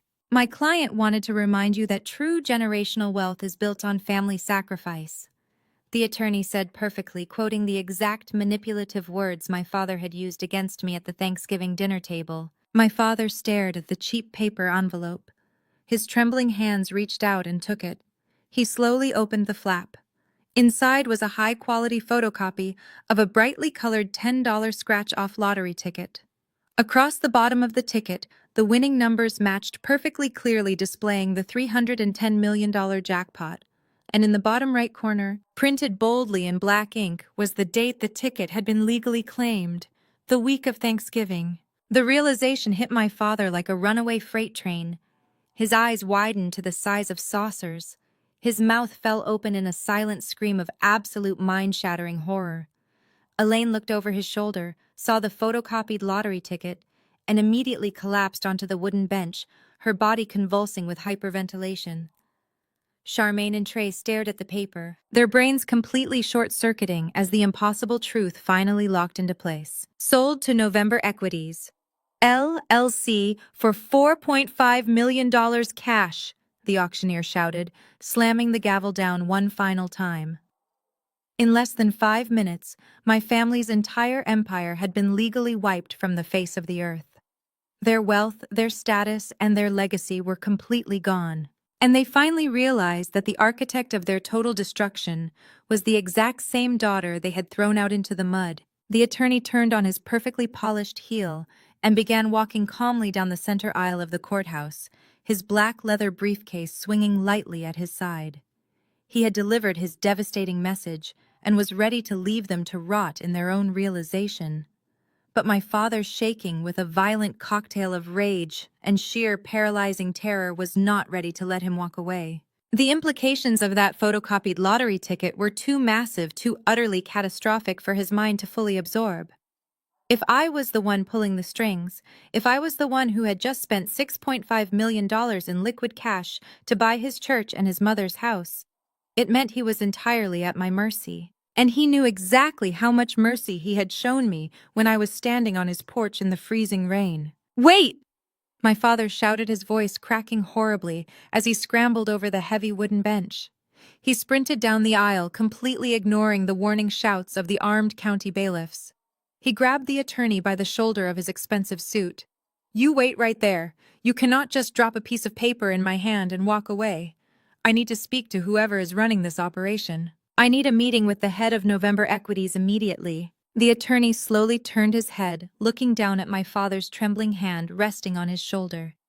He did not say a word, but the cold, dead expression in his eyes made my father quickly pull his hand back, as if he had just touched a hot stove. "My client anticipated that you would request an audience," the attorney said smoothly, reaching into the inner pocket of his jacket. He pulled out a thick, embossed black card and held it out. My father snatched it from his fingers. "The CEO of November Equities will see you today at exactly 12 noon. Do not be late. We do not tolerate tardiness." Without another word, the attorney walked out of the double doors, leaving my family standing in the middle of the crowded auction room, surrounded by whispering real estate investors who were actively relishing their public downfall. The journey from the Fulton County Courthouse to the Midtown Atlanta Financial District was a masterclass in suffocating tension. Because Trey no longer had his leased luxury SUV, and Charmaine's Porsche had been violently repossessed, they were forced to squeeze into the back of a cheap, heavily dented rideshare sedan that Elaine had to order on her rapidly declining credit card. The oppressive midday heat of the city seemed to press in on them through the smudged windows of the car. My investigators' audio surveillance captured every pathetic, delusional word spoken during that 20-minute drive. "She cannot possibly be running a private equity firm," Elaine muttered frantically, her manicured nails digging into the cheap fabric of the car seat. "Nia is just an accountant, a glorified calculator. She probably took that lottery money and handed it over to a bunch of greedy Wall Street suits to manage for her. She is just a client paying them to harass us out of spite." Trey wiped a thick bead of sweat from his forehead, his bruised jaw throbbing with every bump in the road. "It does not matter if she is running it or not. Elaine," he snapped, his voice trembling with genuine fear. "The firm legally owns the deeds now. The hard money lender I borrowed the $2.5 million from is expecting collateral by the end of the business week. If I tell him the church and the house are gone, he is not going to send a lawyer. He is going to send men with baseball bats. We need a grace period. We need to beg whoever is actually sitting in that CEO chair for a lease agreement." My father stared blankly out the window, his chest rising and falling in shallow, panicked breaths. "Trey is right," he whispered hoarsely. "If we can just secure a lease agreement for the church building, we can keep the doors open. We can keep the congregation coming in. I can still manipulate the ledgers enough to hide the missing $50,000 from the deacon board before the annual audit. If we lose the physical building, the board will freeze everything, the FBI will get involved, and I will go to federal prison. We have to negotiate. We will offer them 40% of our monthly tithes. We will offer them whatever they want." Charmaine just wept quietly in the corner, mourning the death of her imaginary luxury brand. They were entirely focused on survival, completely blinded by their own deeply ingrained arrogance. They still believed that because they were dealing with a corporate entity, they could charm, negotiate, or bribe their way out of the consequences. They simply could not compute the reality that the ultimate power now rested entirely in the hands of the daughter they had discarded. The rideshare sedan pulled up to the curb of a towering glass and steel skyscraper in the absolute most expensive sector of Midtown. It was a monolith of modern architecture, radiating wealth and untouchable power. The family stepped out onto the pristine sidewalk, feeling incredibly small and utterly out of place. My father straightened his ruined, sweat-stained tie. Elaine attempted to smooth her wrinkled designer dress, putting her oversized sunglasses back on to hide her swollen red eyes. They walked through the massive revolving glass doors into a lobby covered in imported Italian marble and contemporary art. They approached the main security desk. My father presented the embossed black card to a formidable-looking security director in a tailored black suit. The director barely glanced at it before nodding curtly. "The executive suite is on the top floor," the security director said, gesturing toward a private glass-walled elevator guarded by a velvet rope. "You are expected." They stepped into the private elevator. The doors slid shut seamlessly, and the cab shot upward with a silent stomach-dropping speed. The numbers on the digital display climbed rapidly, leaving the noise and chaos of the city far below them. The higher they went, the heavier the silence in the elevator became. When the doors finally opened on the penthouse floor, the sheer, overwhelming display of quiet luxury physically took their breath away. The entire floor belonged to November Equities. The walls were constructed of flawless floor-to-ceiling glass, offering a stunning, unobstructed panoramic view of the entire Atlanta skyline. The floors were polished dark hardwood covered in plush hand-woven rugs. Abstract art worth millions of dollars hung on the walls. A receptionist sitting behind a massive, floating marble desk stood up immediately upon their arrival. "Pastor David and family," the receptionist said with a polite, razor-sharp smile. "Follow me, please." They were led down a wide, sunlit corridor toward a set of massive frosted glass double doors at the very end of the hall. The receptionist pushed the doors open, gesturing for them to enter. The executive boardroom was breathtaking. It was a massive open space designed specifically to intimidate. A long, polished mahogany conference table stretched across the center of the room. But the focal point of the office was the massive executive desk, situated directly in front of the floor-to-ceiling windows. Behind the desk, a high-backed, ribbed leather chair was turned completely away from the door, facing out toward the sprawling, sunlit city. My father stepped into the room cautiously, his heart pounding a frantic rhythm against his ribs. Elaine, Charmaine, and Trey filed in behind him, standing close together like a herd of frightened sheep. The receptionist pulled the heavy glass doors shut behind them, leaving them entirely alone with the silent figure sitting in the chair. My father cleared his throat desperately, trying to summon the booming, authoritative, pastoral voice that had commanded thousands of people for decades. But when he spoke, his voice came out thin, weak, and remarkably small. "Hello," my father said, clasping his trembling hands in front of him. "I am Pastor David. I assume you are the chief executive officer of this firm. I am here to discuss the commercial and residential properties your company acquired at the county auction this morning. We are prepared to offer you an incredibly lucrative, long-term commercial lease agreement that will guarantee a massive return on your investment." The leather chair did not move. The silence in the room was absolute, broken only by the faint ambient hum of the central air conditioning. "Please," Trey interjected, stepping forward slightly, his desperation completely overriding his fear. "We just need to keep the church doors open. We will sign whatever lease documents you want right now. We will give you a 50% cut of all incoming revenue. Just turn around and look at the numbers." Slowly, deliberately, the high-backed leather chair began to swivel around. The breath instantly vanished from my father's lungs. Charmaine let out a sharp, audible gasp, taking 2 stumbling steps backward until her back hit the solid wood of the conference table. Trey's jaw dropped open so wide it looked like it might unhinge entirely. I sat comfortably behind the massive mahogany desk, resting my elbows lightly on the polished wood. I was wearing a $5,000 bespoke navy blue suit, tailored to absolute perfection. A crisp white silk blouse rested against my collarbone, and a solid gold Cartier watch gleamed brightly on my wrist under the recessed lighting. My hair was styled immaculately. I radiated the kind of serene, untouchable power that only comes from having total, unyielding control over your own destiny. I looked at the 4 of them, my expression completely neutral, enjoying the exact moment their brains collectively broke. Elaine stared at me, her eyes darting frantically around the luxurious office, her mind desperately trying to reject the reality sitting right in front of her. Her narcissistic delusion was so deep, so permanently ingrained in her psyche, that she instantly defaulted to the only dynamic she understood. "Nia," Elaine stammered, her voice high-pitched and incredibly confused. "What on earth are you doing sitting behind that desk? Whose office are you cleaning? You need to get up right now before the CEO comes in and has us all arrested for trespassing." I did not laugh. I did not raise my voice.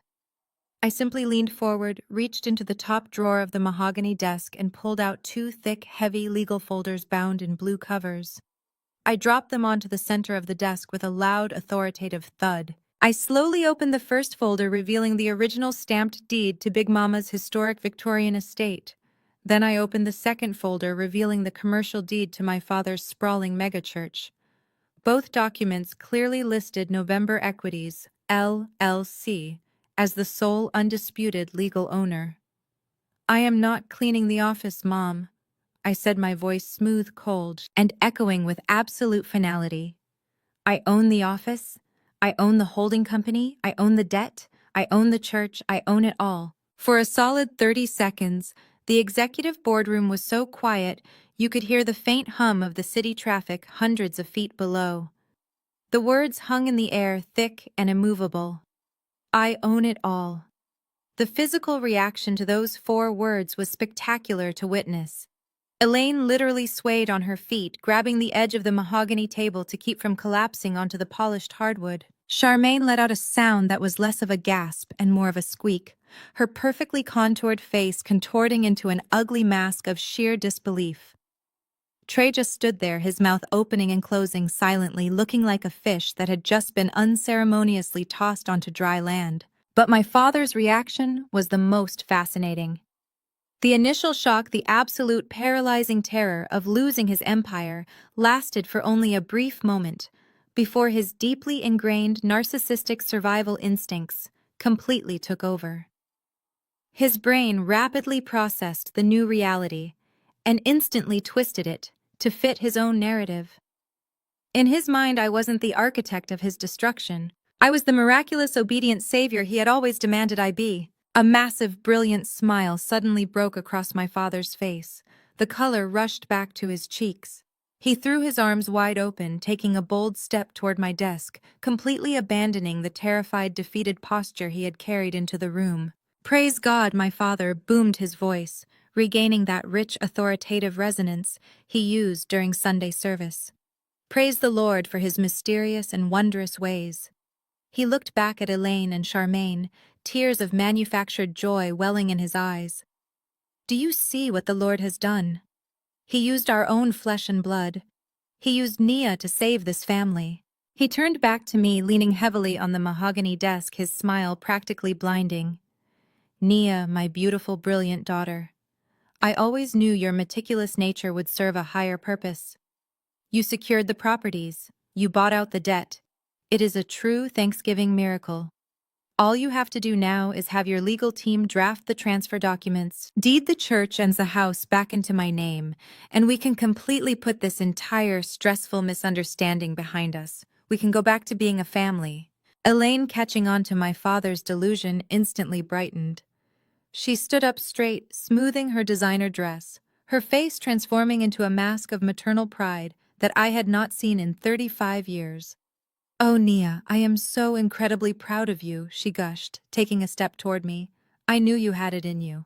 We will host a massive dinner party at Big Mama's house next weekend to celebrate your success. You can even park your little car in the driveway this time. Just sign the papers, sweetheart. We have a lot of planning to do." Trey nodded eagerly, rubbing his bruised jaw. "Yeah, Nia, this is incredible. You really clutched up for the team.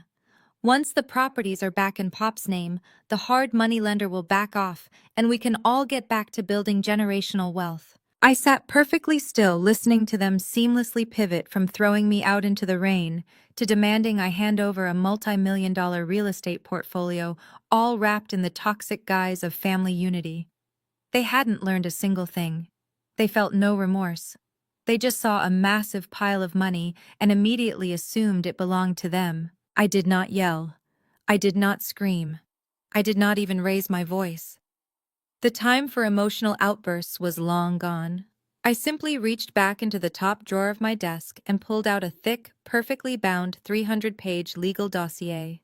It was heavy, meticulously tabbed, and printed on pristine white paper. I slid it slowly across the polished mahogany surface until it stopped directly in front of my father's hands. "I didn't save you," I said, my voice dropping to a low, icy register that completely shattered the warm delusion in the room. "I audited you." My father's smile faltered slightly. He looked down at the thick binder, his brow furrowing in confusion. "What is this?" he asked, his voice losing a fraction of its booming confidence. That I replied calmly, leaning back in my leather chair, "is a comprehensive forensic accounting report.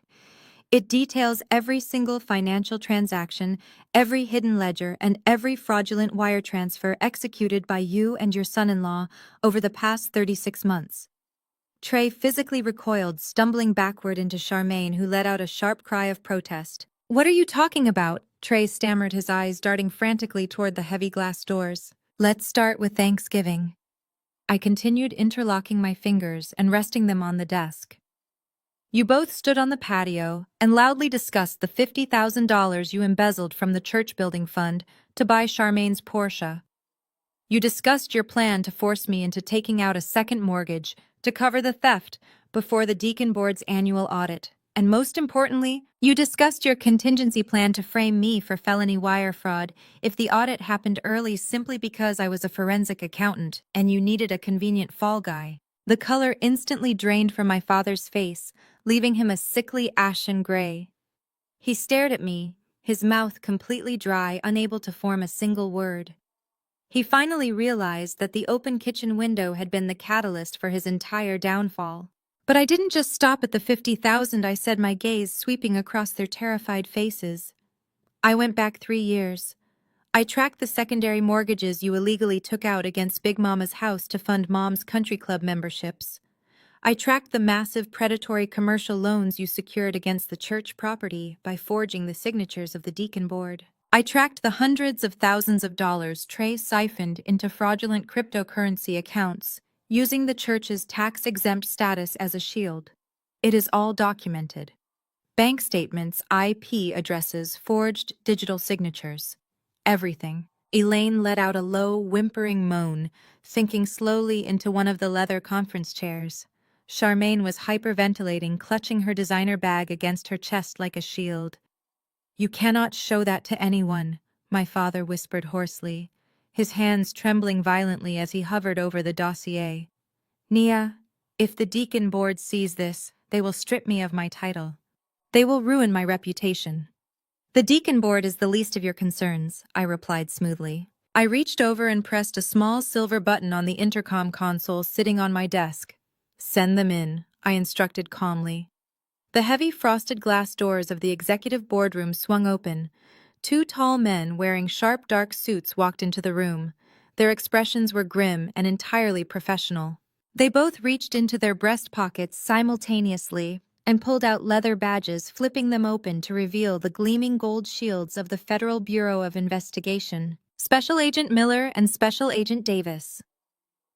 The taller of the 2 men announced, his voice cutting through the thick tension in the room like a surgical blade.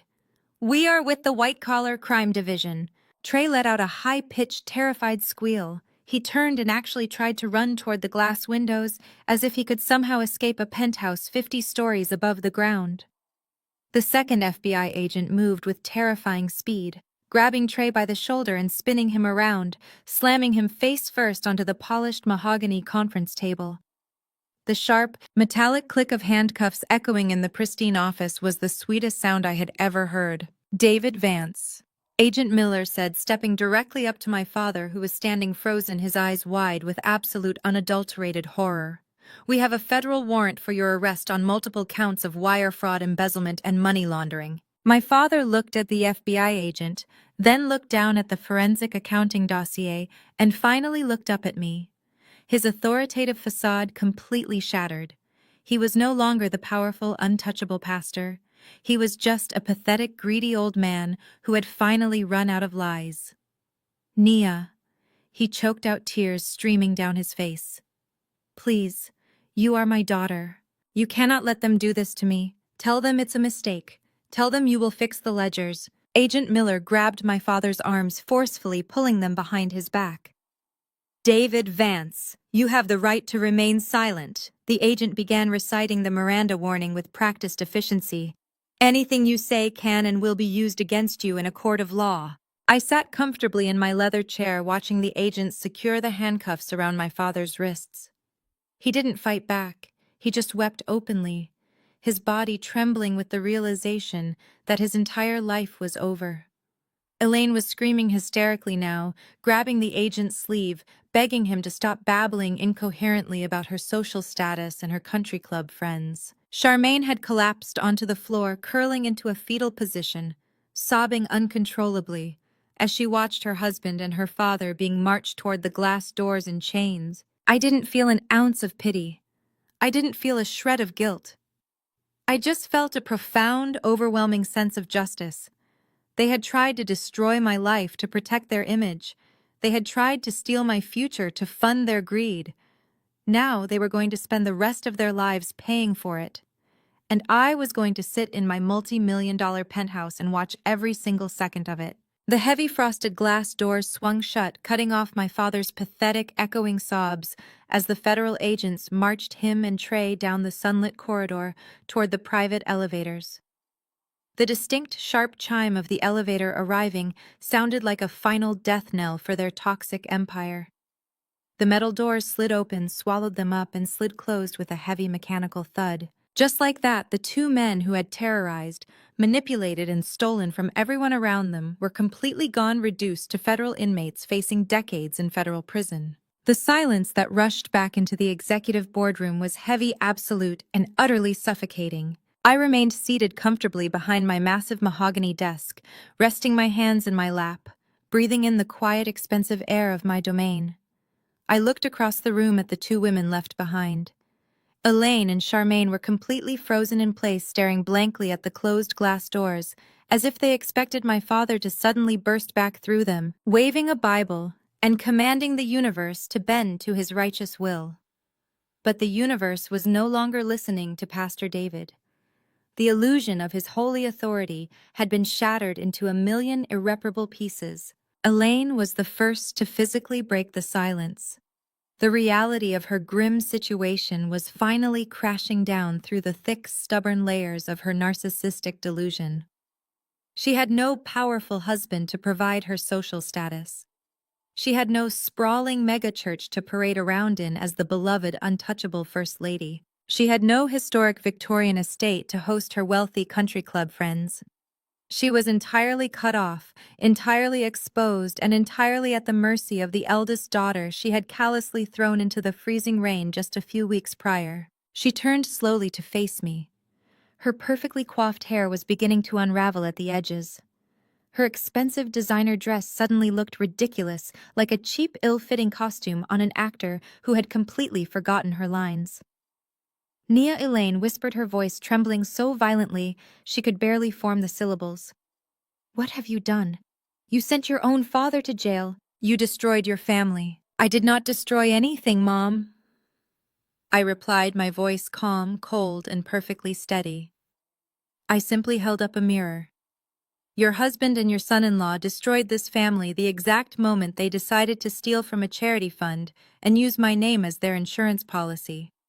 I just handed the mirror over to the federal government so they could see the true reflection." "You could have stopped this," Elaine cried, taking a hesitant step forward. Her hands hovered in the air as if she wanted to grab me, but was terrified of crossing the physical distance between us. "You have hundreds of millions of dollars. You could have paid off the church debt quietly. You could have bought back Big Mama's house and just kept it safely in the family. We could have fixed Trey's minor mistakes without getting the authorities involved. You are wicked, Nia. You are a wicked, vindictive, hateful girl." I leaned forward, placing my forearms firmly on the polished desk. "Let us be entirely clear about who is wicked, Elaine. You knew. You knew exactly where the money was coming from. You knew my father was taking out predatory loans against Big Mama's house to pay for your country club dues and your luxury vacations to the Bahamas. You knew Trey had zero steady income, yet you happily watched him buy your golden child an $80,000 car in cash. You were perfectly willing to let them frame me for federal wire fraud just so you would not have to give up your weekly manicures and your pathetic illusion of high society. You are not a victim here. You are an active accomplice who simply ran out of money." Elaine flinched violently, as if I had physically struck her across the face. She opened her mouth to argue, to launch into another manipulative, guilt-tripping tirade about honoring my parents and Christian forgiveness, but the words completely died in her throat. She looked into my cold, unwavering eyes and finally realized that the old Nia, the desperate daughter who craved her validation and feared her rejection, was completely, permanently dead. There was absolutely no one left for her to manipulate. With a pathetic, whimpering sob, Elaine turned away from the desk. She walked slowly over to the floor-to-ceiling windows, pressing her trembling hands against the cool glass, looking down at the sprawling, bustling city of Atlanta. She had absolutely nowhere to go. That was when Charmaine finally snapped. The golden child had spent her entire life floating on a soft cushion of unearned privilege, funded entirely by my financial sacrifices and my parents' stolen money. She had never faced a single consequence. She had never been told no. Now, in the span of a single hour, her luxury SUV was gone. Her fake real estate career was brutally exposed. Her husband was headed to a federal penitentiary, and she was entirely homeless. Charmaine stumbled forward blindly, her knees buckling completely under the weight of her new reality. She collapsed onto the polished hardwood floor right in front of my desk. Her expensive designer handbag spilled open, scattering premium cosmetics and platinum credit cards that were now completely useless, deactivated pieces of plastic. She slammed her hands against the floor, weeping with a loud guttural intensity that echoed sharply off the glass walls of the penthouse. "Nia, please." Charmaine wailed, her face red and painfully contorted with sheer panic. She dragged herself across the floor on her knees, reaching out to desperately grab the edge of the mahogany desk. "Please, you have to help me. We are sisters. We are blood." I looked down at her. Sisters. It was a word she only ever used when she needed a financial bailout or a scapegoat. "I have nothing." "Nia," Charmaine sobbed, the tears ruining her professional makeup, leaving dark, ugly streaks of mascara running down her cheeks and dripping onto her silk blouse. "My car is gone. My house is gone. My husband is going to jail for a very long time. I do not have a single dollar to my name. I cannot survive out there in the real world. I do not know how to be poor. You have hundreds of millions of dollars sitting in those trust accounts. You own half the commercial real estate in the city. Just give me $1 million. Please, Nia. Just $500,000. It is nothing to you. It is pocket change. Give me enough to get a nice apartment and a reliable car, and I swear on my life I will never bother you again. I will leave you alone forever, please. We are sisters." The absolute audacity of her begging was genuinely breathtaking. Less than a month ago, she had stood on the front porch of our parents' mansion, wearing expensive silk pajamas, and laughed directly in my face while I stood shivering in a freezing rainstorm. She had watched her husband throw my belongings into a flooded rose garden without a single ounce of pity. She had told me to figure it out when her credit card was declined at the luxury boutique. She had gleefully threatened to steal Big Mama's house from me just to fund her fake glamorous lifestyle. And now, kneeling in the dirt on the floor of my penthouse, she expected me to write her a massive check simply because we shared the exact same DNA. I sat back in my high-backed leather chair. I looked at the woman crying on the floor, and I felt a profound, overwhelming sense of closure. The heavy, invisible chains of family obligation that had bound me and choked me for 35 years simply dissolved into thin air. I owed her absolutely nothing. "Stand up, Charmaine," I said, my voice completely devoid of any warmth or sibling affection. She sniffled loudly, wiping her running nose with the back of her trembling hand. She slowly pushed herself up off the hardwood floor, her eyes wide and desperate, clinging to the faint, pathetic hope that her dramatic tears had actually worked.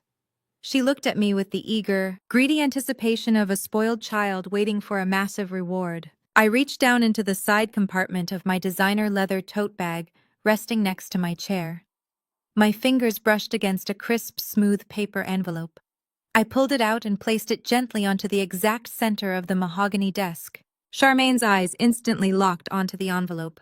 Her breathing hitched in her throat. In her delusional, desperate mind, she had already decided exactly what was inside. She thought it was a certified cashier's check. She thought I was going to buy her a new life, a new condo, a new car, and set her up with a massive trust fund because she had managed to squeeze out a few tears and say the magic word, "Sister." "Take it," I instructed calmly. Charmaine practically lunged forward.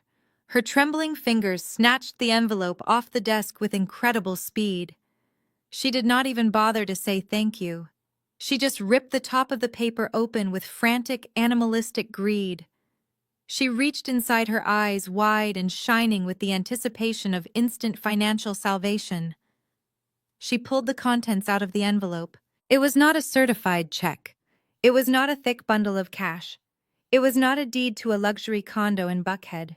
It was a single, brightly colored, unscratched $10 lottery ticket. Charmaine stood completely frozen. Her brain entirely stopped functioning. She stared at the cheap, flimsy piece of cardboard resting in the palm of her shaking hand. She flipped it over, looking at the barcode on the back, desperately searching for the joke, searching for the real money hidden inside the folds of the paper. She looked up at me, her face a mask of absolute paralyzing confusion. "What is this?" Charmaine whispered, her voice cracking, her greedy anticipation rapidly curdling into sheer horror. "This is a lottery ticket." I smiled.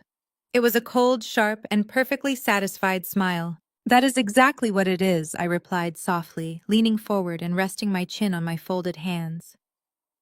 "It is the exact same $10 lottery ticket you and your mother thought was an appropriate substitute for respect, love, and basic human decency on Thanksgiving Day. You handed me a piece of trash while you danced around a stolen luxury car and you told me to be grateful." No, Charmaine gasped, dropping the torn envelope onto the floor, as if it had suddenly caught fire.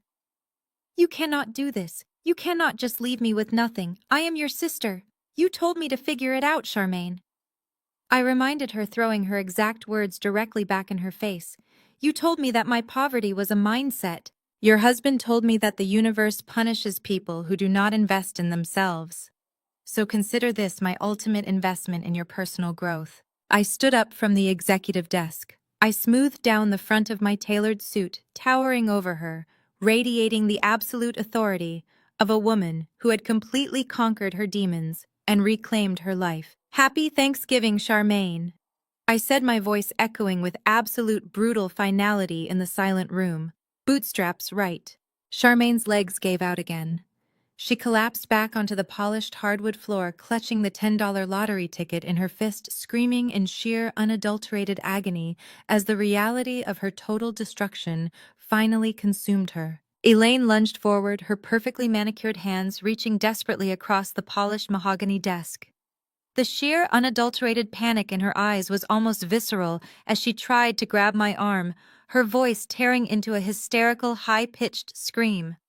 "Nia, you cannot just leave us like this!" she shrieked, her expensive designer rings flashing under the recessed lighting.